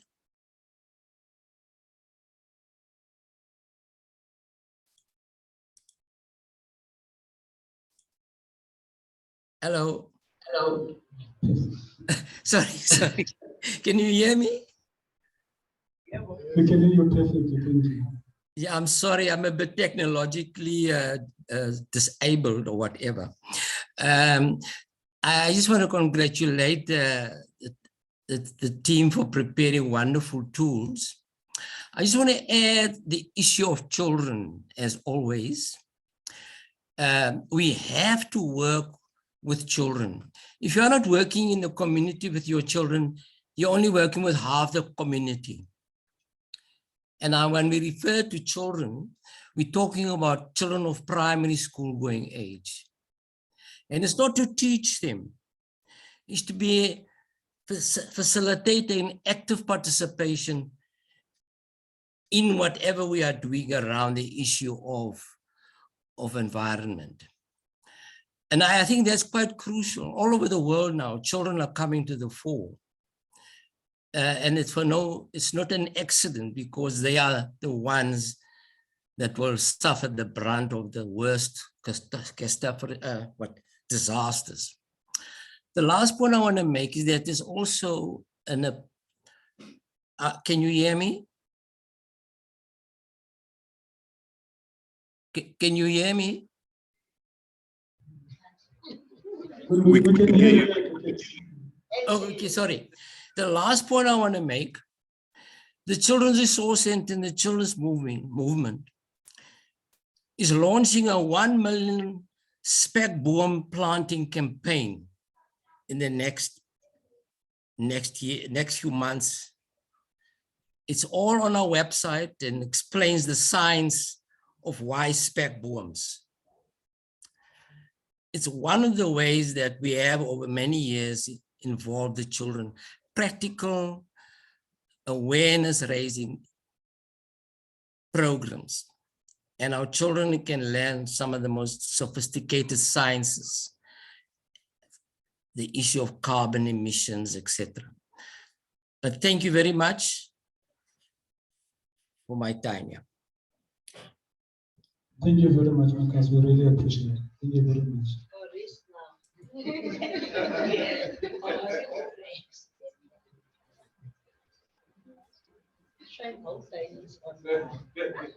All right, comrades, we are still on the first question. What should the organizing tool seek to achieve? Maybe I should start with my panelists to give their input on this question, and then I'll pass it to the floor as well. So, comrades, what should the organizing tool seek to achieve? You've been doing this for several years, so I'll start with you, comrade Thulani.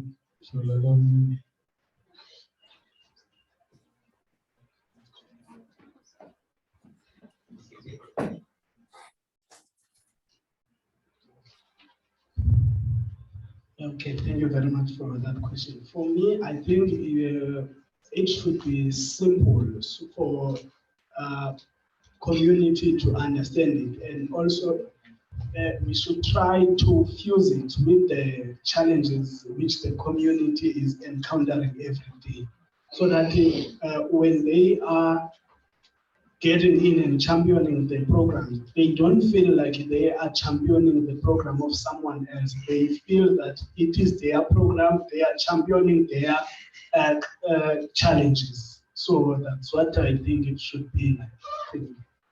Thank you so much, comrade. Comrade Geronimo.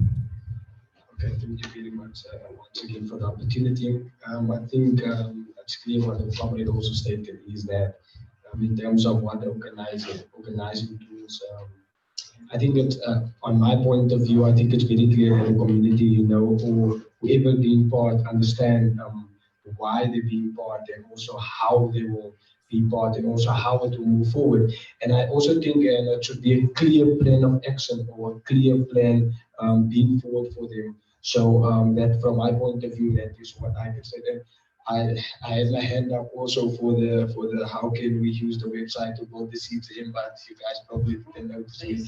So therefore, I also like to mention there is this platform. It's an online platform, so it's the platform that we also run in our organization.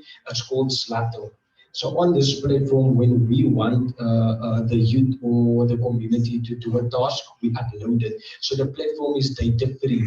So part of building the CJCM, part of my task was to upload it on the online platform and to get members there. So just for them to tag location, and on the description it says join the Climate Justice Charter movement and sit in the workshop. So part of the people that I signed up came through the website. So the website is data free. After they came, we also reward them with coupons such as electricity, airtime, Shoprite vouchers. Those are the kind of coupons or incentives we give back to them.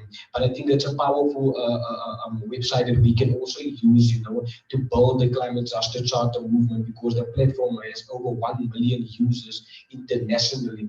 So therefore, I think it will be powerful if I can, or if we can use that platform as well. Maybe we can upload the task and I will send it to the team to have a look or a review. Then you guys can give a go with before we upload it for other people also to join the movement.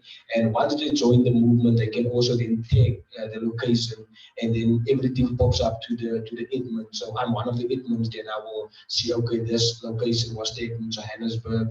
This is the name, the surname of this person, and this is where it's joined. And we can also upload the task where we can say, build a movement or build a climate justice charter movement in your community. So just to add on point number 4 as well. So. That's good. Thank you very much. That's excellent. I think it is important to make sure that any tool we use is easy and is easy to be understood by the people that are going to use it. So I think the two comrades have already clarified the way I think it should be. I'll just emphasize from what they said, but I don't think I should waste time because they've said what I was going to say. I'll just emphasize what they said because the tool must be easy and accessible for the people who are going to use, because the objective is to make sure that the people are aware of this CJ charter and stuff. Now it is important to make sure that the tool goes where the people are. Now most of the things are online, so that people must be able to read and log in. As Jane was saying, that one, the website that was Jane was showing, that I was joining in. Let's make it simple as much as possible. Then we're going to achieve the goal. Okay. Comrade, while you still have the mic, you work with traditional leaders a lot. How do we use the tool to work with traditional leadership? Wow, you speak to me now. When you talk about traditional, I don't want anybody to touch them. It's my role and my responsibility to make sure that my leaders understand this. And before they sign, it's my role. If you make me understand, if I'm clear, my leaders, they're clear and they understand. They're going to do what is supposed to be done for the best of the community. Because I'm an activist. So being an activist, I have to stand aboard. I have to be upfront, making sure that I take information, I deliver the information, I take from the community, I deliver where I'm supposed to do. My role is to be on the center, this side and this side, make sure that everything is going smooth. My role is to go to the traditional leaders and the traditional leaders. They call the meeting. I present my story, and it goes. You see how the youth engage if you do it so, because the mistake of the politics or the politicians is to tell the people what to do, while the people they're not clear of what do we want to achieve, why, what are the people. So if you tell the traditional leaders the truth, explain, and that's it. Thank you so much, comrade. There are 2 hands at the 3 hands at the back.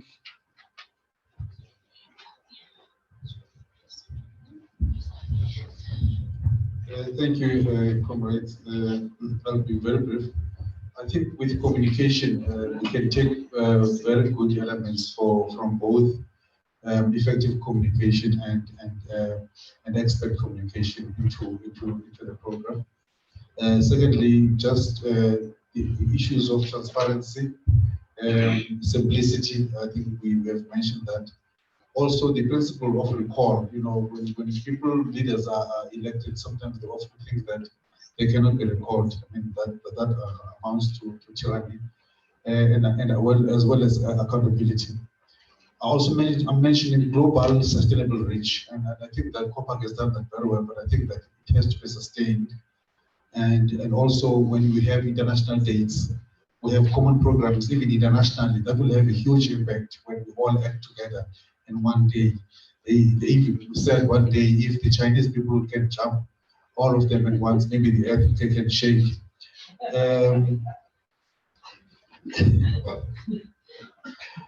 Right, but I think that it's also important that our objectives are also divided into short-term, medium-term, and long-term, so that we're able to say that if these are milestones, we're able to see our progress, we're able to measure our progress.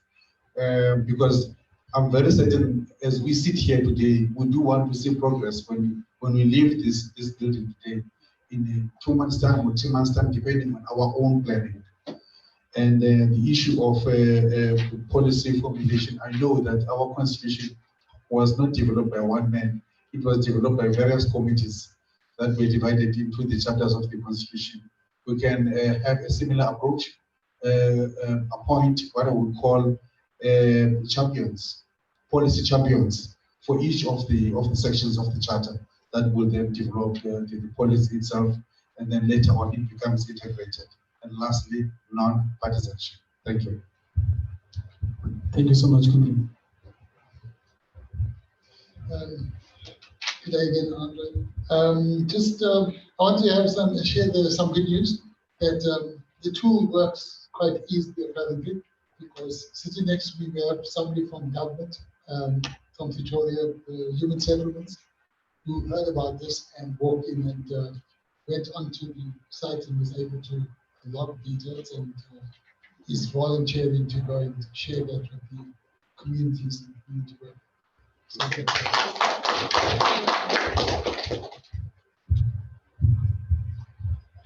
I think from my side, the tool should be able to inspire people to join the movement. I was really inspired by the panelists, the stories that they told. And I was just thinking maybe we should look at recording their stories in a short video, so that we can also use that at our own workshops in the different locations, but also link it with the website. It might inspire other young people also to become involved. But short video clips can also be sent around very easily in groups. So I think we should look also at that option of using the short stories to inspire people. I think the story of Natalie, who started alone and motivated other people to join, that's really inspiring. Each one. Thank you. Thank you so much.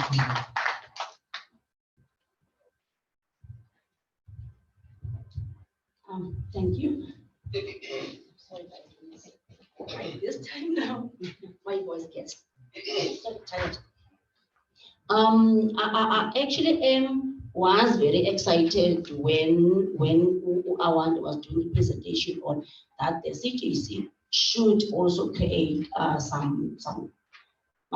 must have been some job creations that is done created by ECJC, and that makes me excited as the Awande persons living with disabilities there in the rural areas, and that actually makes me excited that you mentioned something that we are already working with, but we didn't actually realize that we are working on it, because what we did, we realized that we need to change strategies now and actually focus like in people living with disabilities, especially the young people, and we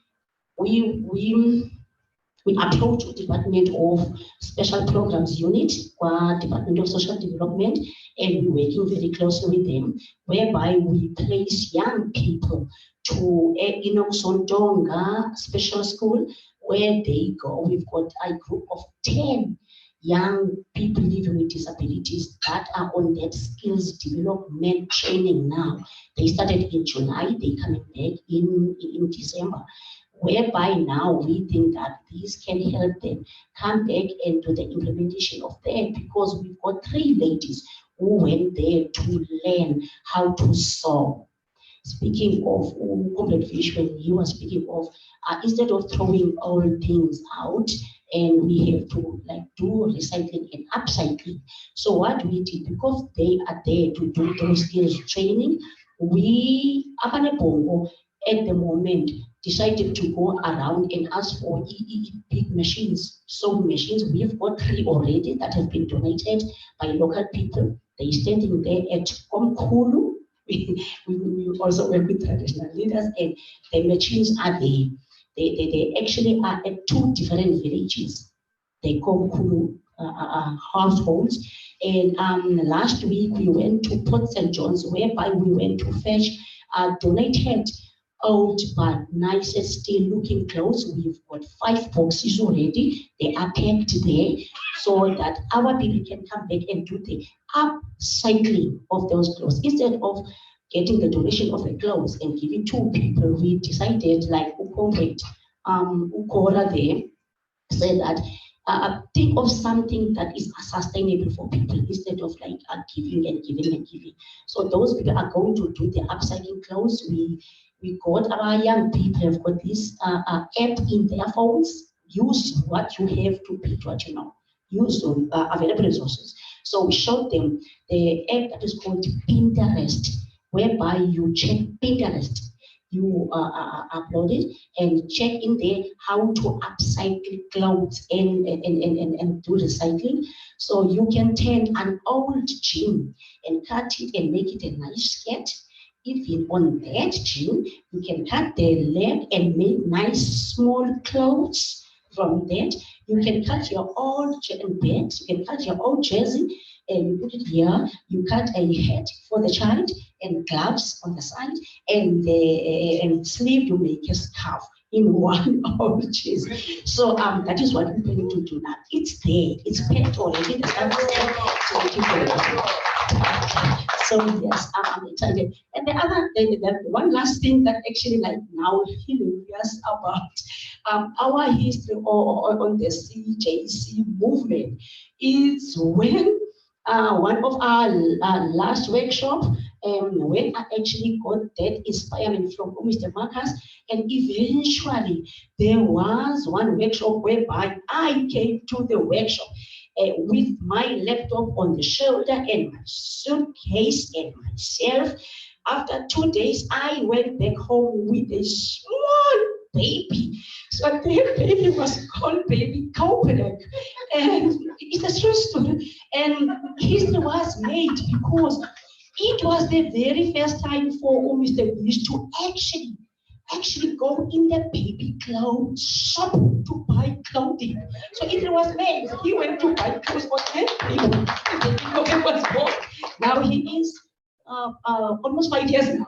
So yeah, so we've got and we are actually seriously when we suggested that we need to start the campaign of teaching children now on the CJC, but COVID stopped us on doing that, and we are serious on actually launching a baby Klerk CJC movement. We are going to do it.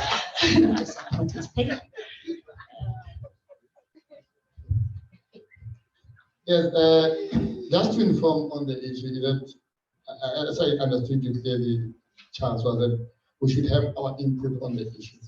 So one of my misfortunes was to train community development workers from social development nationally. And when we went into household, the first thing when we sat with, because we didn't bring them in before, we sat with the household member and asked them, what are the issues with bringing people in here? What I said, as I think Thulani raised it and Phumzile raised it. One is that when people come here, they play the numbers game. They don't listen to the people about it. They just want to get their story here and then go out. That's fine. There was no sincerity in that approach. And two, when you go to communities, don't be gung-ho, because there are people who are working in the same field. That's why sometimes as NGO we work with silos. That you'll find there are people working in that community who have been doing that work. So that's our champions. He mentioned that. So you must have that champion, have a conversation with him, so that he introduces you to the community, because the community doesn't know you. Because the objective of this exercise is for you eventually to have an audience with the people in that community. And therefore, when that trust is developed, then you can tell them their story. So that's how difficult it is. Unfortunately, for most of the people who do that, it's a numbers game. Tick, tick, tick, and we're out. But then they never understood what those people are talking about or what the needs were. So sincerity is important.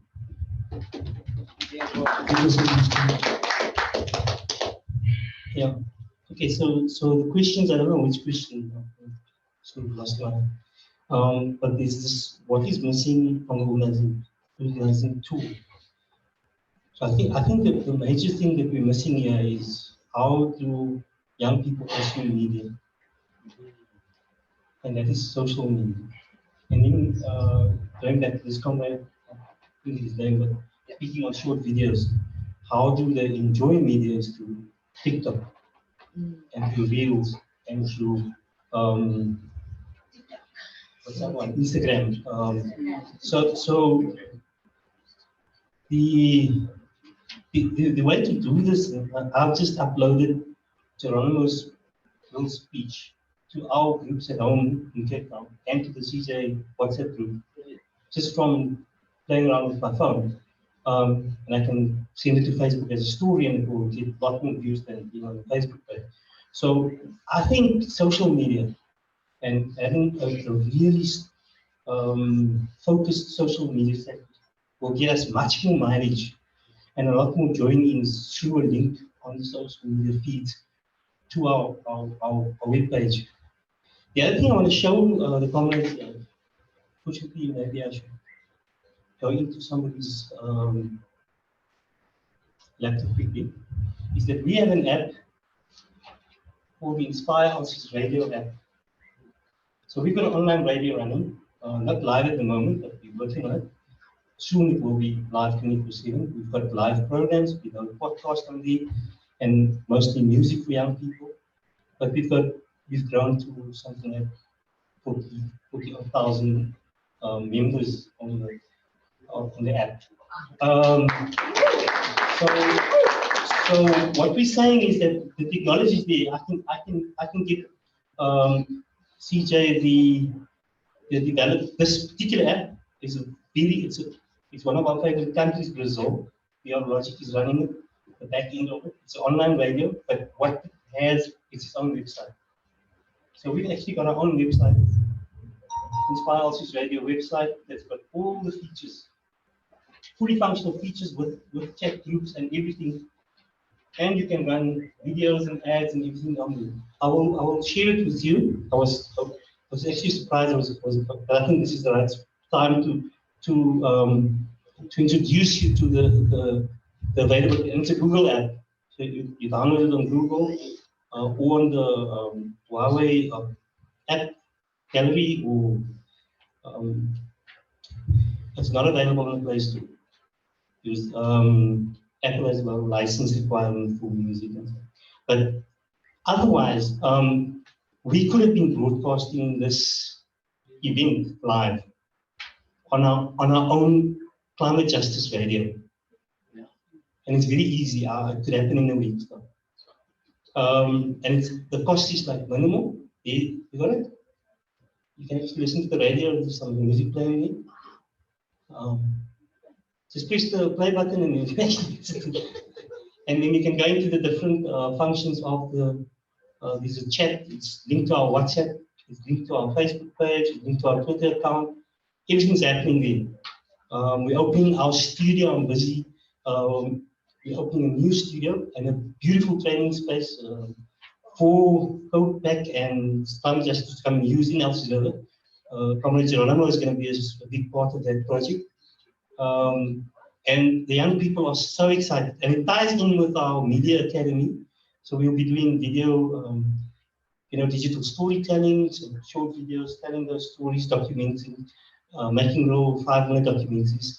It's how people consume media, young people especially, that we need to tap in, and we'll have the ability to reach, a captive audience. And I'm willing to help with that. So yeah, but this is very easy to do. To have a climate justice radio dedicated, where all our members can tune in, download the app, and you. What you have is auto DJ, so you basically just load it and it plays itself. And then when you want to go live, you go live. So whenever you feel like going live, you go live. You can schedule programs. And the nice things that's happening, if you can go to another one, who's busy with it, go to Radio Eerste Rivier. It's our sister radio station.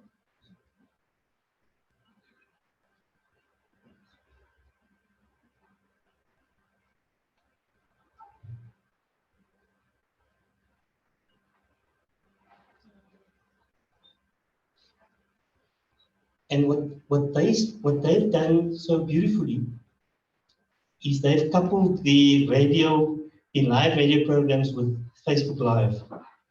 So whenever they go live, they are live on Facebook, they're live on YouTube, they're streaming live at the same time, they're also having the radios live. So whenever they have live programming, they're actually live on multi-platforms. Similar to what we're doing here on Zoom, but only using Facebook, and you can actually do it on there's so much technology. Actually, it's amazing how technology has advanced since COVID.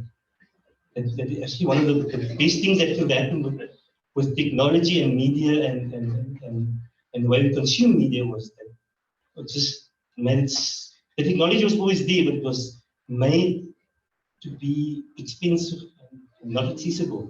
With COVID, Zoom, Teams, everybody else came on board, and it became so much easier for us to reach each other virtually. And this space allows us to reach whoever we want virtually. And this is very easy to happen for climate justice or COPAC or food sovereignty, all those to be incorporated into an online app that gives you full functionality.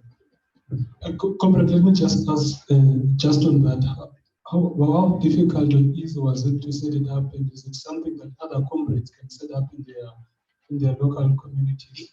The only thing that's prohibitive at the moment is the cost. The hosting fee is about 1,000 rand a month. So that's what becomes a challenge. Is that there's many other developers that are able to do it for you for free to give your website streaming capacity. It's not difficult to do, but to have the app itself with the back end and to be able to download and use the functionality of this app is actually where the value comes. And the sound quality is beautiful. They actually have filters themselves. So if you have some echoes and stuff, the software from the back end actually removes a lot of the imperfections. So you always have broadcast quality going up on the other side. That is so amazing.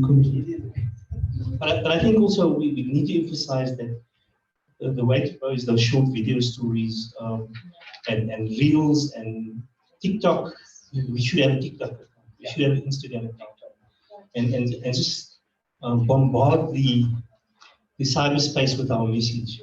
And the more people watch it, the more it will be circulated. And you immediately, within a week, you will have 15,000, 20,000, 120,000 views. If something goes viral and shared all over, it really just takes it to the next level. Thank you so much. Amazing. Two other hands at the back. You asked what is missing. Yes. And it's funny because I think the OMC methodology and where this came from actually was about personal interaction and engaging with people. So a lot of your toolkit actually has, the organizer's toolkit has that. What is missing, and you can hit me for saying because I gave you those details. What is really missing is how do we use the website? As an organizer, how are you going to use the website as a tool? How do you set up a forum? How do you ensure that the messaging on the forums is responsible? You see, I'm all for using technology. A lot of this technology was there, the convergence is around. But I think you want to distinguish yourself as a climate justice movement from everything else that's happening. with a level of ethics and responsibility. And if your cadreship of organizers, if your cadreship across the country is not going to be very responsible about things and really do the training and development and recruitment of people, you can have all these little things we're talking about. It's going to be very good. Maybe when you're ready to actually get onto campaign, you need to look at a clear marketing plan and see how do you get through to the influencers. There are a lot of people who are on social media, they're big influencers. They have lots of followers. My grandniece she's only 9 years old. She's got more people following her than I have. So, you know, these youngsters know how to put the message across. And that's the kind of thing we must do. You asked a question to the councillor, independent comrade, who basically was raising issues of traditional leaders. But you know, this methodology that's being shared with you by Vish and enhanced, and what you've put in all the toolkits, even in this one here, you know, what you've put, and in the end, you've got the whole 10 steps that needs to be undertaken. That methodology we used in the 80s with traditional leaders, mind you, in KwaZulu-Natal. Chief Mapumolu joined the ANC while it was still unbanned because of the kind of work we did in those areas with them. So the point is that, and Vish was raising that, you've got to look at how to pull everybody.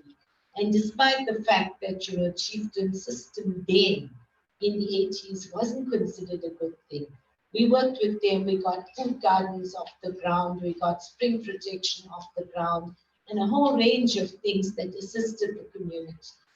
So, you know, yes, we need to engage with different sorts of people all the time and get them to support us. There was a point that the gentleman there made, which is quite important. It's about engaging a whole lot of different people. And right now, we're in the season in the country when they're doing their IDPs up across the country. When you were saying there's a lot of local municipalities and we need to ensure we get there. The IDP process has a thing called a representative forum. And that representative forum ought to have different sectors represented. I think wherever we come from, we've got to knock on the doors and basically say we want climate justice discussed in this IDP representative forum. We've got to start doing that. In fact, Joburg Dada is now the mayor, so I think I'm going to ask him to discuss climate justice in terms of the IDP taking it, because you see the IDPs are locally based, and that's one way to start to ensure that the local plans are there, and that could link up to a lot of other very interesting things once the organizers get down to doing work on climate justice. Thank you so much, Comrade. How's it now, Comrade? I think, okay, comrade, so I just wanted to add or emphasize on the organizing tools and to what the comrade mentioned in terms of the videos as well. I think it's also important for short videos as well to be played because it's easy when people, you know, ask you, so what is the climate justice of the movement all about? Some of them, you know, they can't read, but they can hear, of course, on the videos that we also display. And I think also one of the key things that we're hoping to achieve with the organizing tools is that I think the comrade mentioned at the back there is to make sure that we constantly communicate because constantly communicate is important, because some people, like you mentioned, some people will sit in the space but still do not understand. Therefore, there's also other options, you know, as grassroots activists or grassroots communities, we go door to door and we go into communities' houses and explain them the climate justice charter movement. There's also spaces like public libraries as well, where we can have these spaces and where we can, you know, collaborate more on what the climate justice charter movement is all about, and get people signed up on the library's desks and on the free computers that they can use in the library. Because I think the libraries is also a space for us, you know, to broaden whatever we are working with and to make sure the word gets spread out there. And then I think that is all from my side. Comrade, thank you very much. Thank you very much. From the comments that came, Comrade, there was nothing substantive that anybody raised, believing that it should be changed with the tool. So before I give my panelists to give their final and closing remarks, I'll take those 3 hands. I know we answered the questions, but maybe there was something you wanted to say about the work that the comrades are doing on the ground, the work that Comrade Geronimo has been doing with young people, and the work that Comrade Thulani has been doing, the work that Comrade also Phumzile has been doing. So I'll just take 3 hands, 3 comments, and then I'll give my panelists final comments, and then we can close. Thank you, Comrade. My question is, I know that COPAC is working very, very hard. And I don't want even to be in their spaces at times, because I know it's very challenging. You know, I'm very certain Jane and them in the offices almost every day.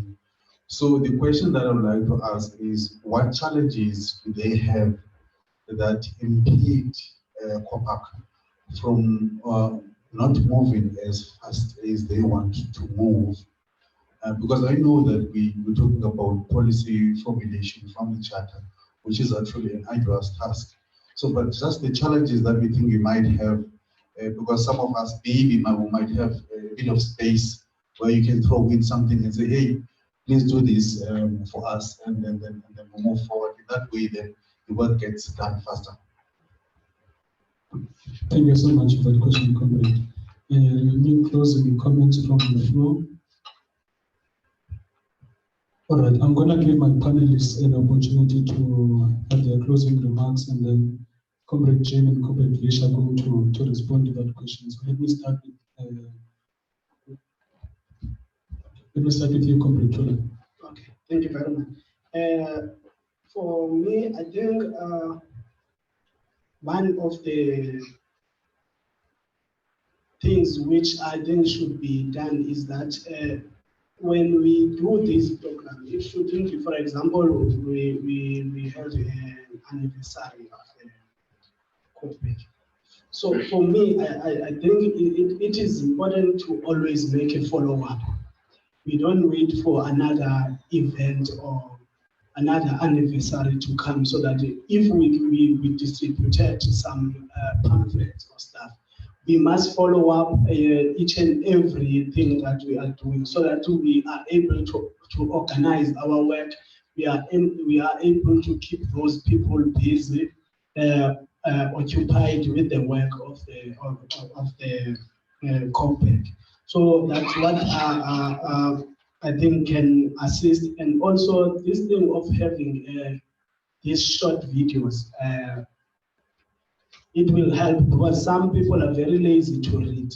So it will assist a lot in our communities, in our chat group, in our organization, when they, because most of them, they sometimes prefer to just sit and listen to. So I think that will give them a proper way to understand more about it, because when we have this last event of CJCM, we gave them this pamphlet, and then we asked them to highlight each and every one will highlight one part which he or she feels comfortable to teach us about or to share with us about. So when I'm coming back, we will convene that meeting where everyone will share the part of the pamphlets which he or she feels that it's close to his or her heart. Thank you.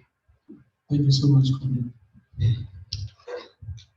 I think personally, I think in terms of my last comment, I think that it's important for us, to know the strategies that can make us help winning. Also, therefore, I would also like to comment or emphasize on what the comrade has mentioned. I think it's important for us to know that we fight an effective fight, of course. And I also think that what previously what Comrade Fish had mentioned is that he mentioned us that we shouldn't build a single issue. We shouldn't be single issue activists. We should understand the bigger picture, and therefore we shouldn't just build single movements. We should make sure that they understand the bigger picture in whatever we are fighting for and whatever we are doing. And I think lastly, I think that the urgency, of course, for the work is definitely just here. So therefore, I would like to end off by these words. And I think it's important for us to know why we are fighting. And we shouldn't just be single issue activists. We should be more than that. We should see that a broader picture. We should actively, communicate within the communities. And therefore, I always mention that the changes need to come from the youth in the community and youth and communities. Therefore, I would like to end off with those words. Thank you so much. My final word is I want to appeal upon you, comrades. That is, time is up now to strategize and implement for the sake of the people that you are leading. Also, it is time now for us to take a lead. We've been watching. There's a lot of holes. There's a lot of burdens that are there. Now we have to take a lead. So all of that will come from the strategies that we're doing. Very fortunately, COPEC has opened a platform for us as an activist to come together and look at the world, how it looks like, and plan how are we going to change. Also, we need to slowly using the platforms that we have to spread out the voice in respect of the future change, because our world in the country is so. Someone used to say there is no hope, but I said no, there is a hope. As long as I'm walking, as long as I'm breathing, there's a hope. So let us use the platform, engage people, make people have the hope by engaging and talking to them. Let's take it from here and go forward, comrades. Change is on our hands. Thank you very much. My final words, I just want to thank all the fellow panelists who gave their input with regards to the work that they've done and the experiences, but I also want to thank everyone who's in this room today, because all of you are activists and all of you just as easily could have been up here talking about your experiences. The feedback that you've given, the ideas, all of this is what's helped to generate a movement, and it starts here. So I just want to thank everyone for sharing their inputs, because that's the work that we take outside. Yeah. Thank you so much. Am I responding to? Yes, we can touch on this. Yes. Yeah, I just want to echo Awande's thanks. Thank you, everybody, for attending and for all of the inputs on all of the panels. And then, Bukani, I think you have a valid question. We are running around sometimes like headless chickens. It's hard work, but there's work to be done, and so we'll do it. But I think what we would appreciate and what we are already seeing is people building on the ground. We eventually want Kodak to become irrelevant. So if you can take up that task of of starting the CJCM forums in your communities, educating, that will make us happy. It might not, for the first phase, lighten our load, but it will at least help us, encourage us and inspire us to keep going. Something else I think, and Imran mentioned that we really need to focus on the social media aspect. And so I'm not a social media person. Awande does a social media, but I mean, we're going to look for an army of 16-year-olds to make TikToks for us 24 hours. Yeah. So yeah, if there's anyone willing to help out with the social media aspect, that would be amazing. There you go. Yeah, and yeah, just to say, there's a lot of work to be done. We are going to continue to build, and I think we'll discuss more of this tomorrow. Just we've heard about the urgency, and tomorrow we'll discuss some of the plans. But you'll hear us talking about running for 2024 elections, and that is a massive task. We would need to raise funds, and so we just encourage everyone to be on board and to firstly contribute to tomorrow's dialogue, share how you can support, but yeah, just support us all the way. But when I say us, I mean the CJCM. We are all the CJCM. We all need to own it. And build it. Thank you so much for the thank you so much for this for the hard work. Concrete wish. Comrades, it's been covered. I mean, just to say, comrades, that we're playing a catalytic role, sort of a midwife of sorts. And again, as Jane said, to echo her, start owning the process, participate. We look forward to your talents, your inputs, your contributions. Let's activate those backroom groups because we want to transition what we are talking about here today and tomorrow into that organizing space, into your local spaces as well. The center of gravity must become, as she said, what you're doing from below. That's where the center of gravity must move to. And eventually, comrades, we'll say more about this tomorrow, but eventually we want to formalize all of this. We want to launch the CJCM, etc. But we can only do it once we intensify the momentum. There is momentum. There's amazing momentum. There's an appetite in society. There's a realization in society. But we need to take it to the next level. Amadla. All right, just a little bit of announcements for tomorrow. First thing, thanks again, everybody, for joining us. Thank you to Godfrey for helping us with the sound. It has been a bit of a challenge, but hopefully tomorrow will be ironed out. Thank you to everyone for joining us online. So dinner is served to the people who are staying here. I think that's probably around dinner time, 6-ish. There should be some tea and snacks available for anyone who wants to hang around just for a little bit. If you haven't signed the register on that table with the yellow runner, please sign the register for today. There'll be a separate register tomorrow. And then if you are being accommodated here, I've got the accommodation register, so please come to me and sign that. And then boarding pass stubs, finally. Please hand those in to me. Tomorrow we will start at 8 o'clock. Till 8:15, just a short little time to have some tea, to register, and then 8:15 we are going to try and start sharp. So see you all tomorrow.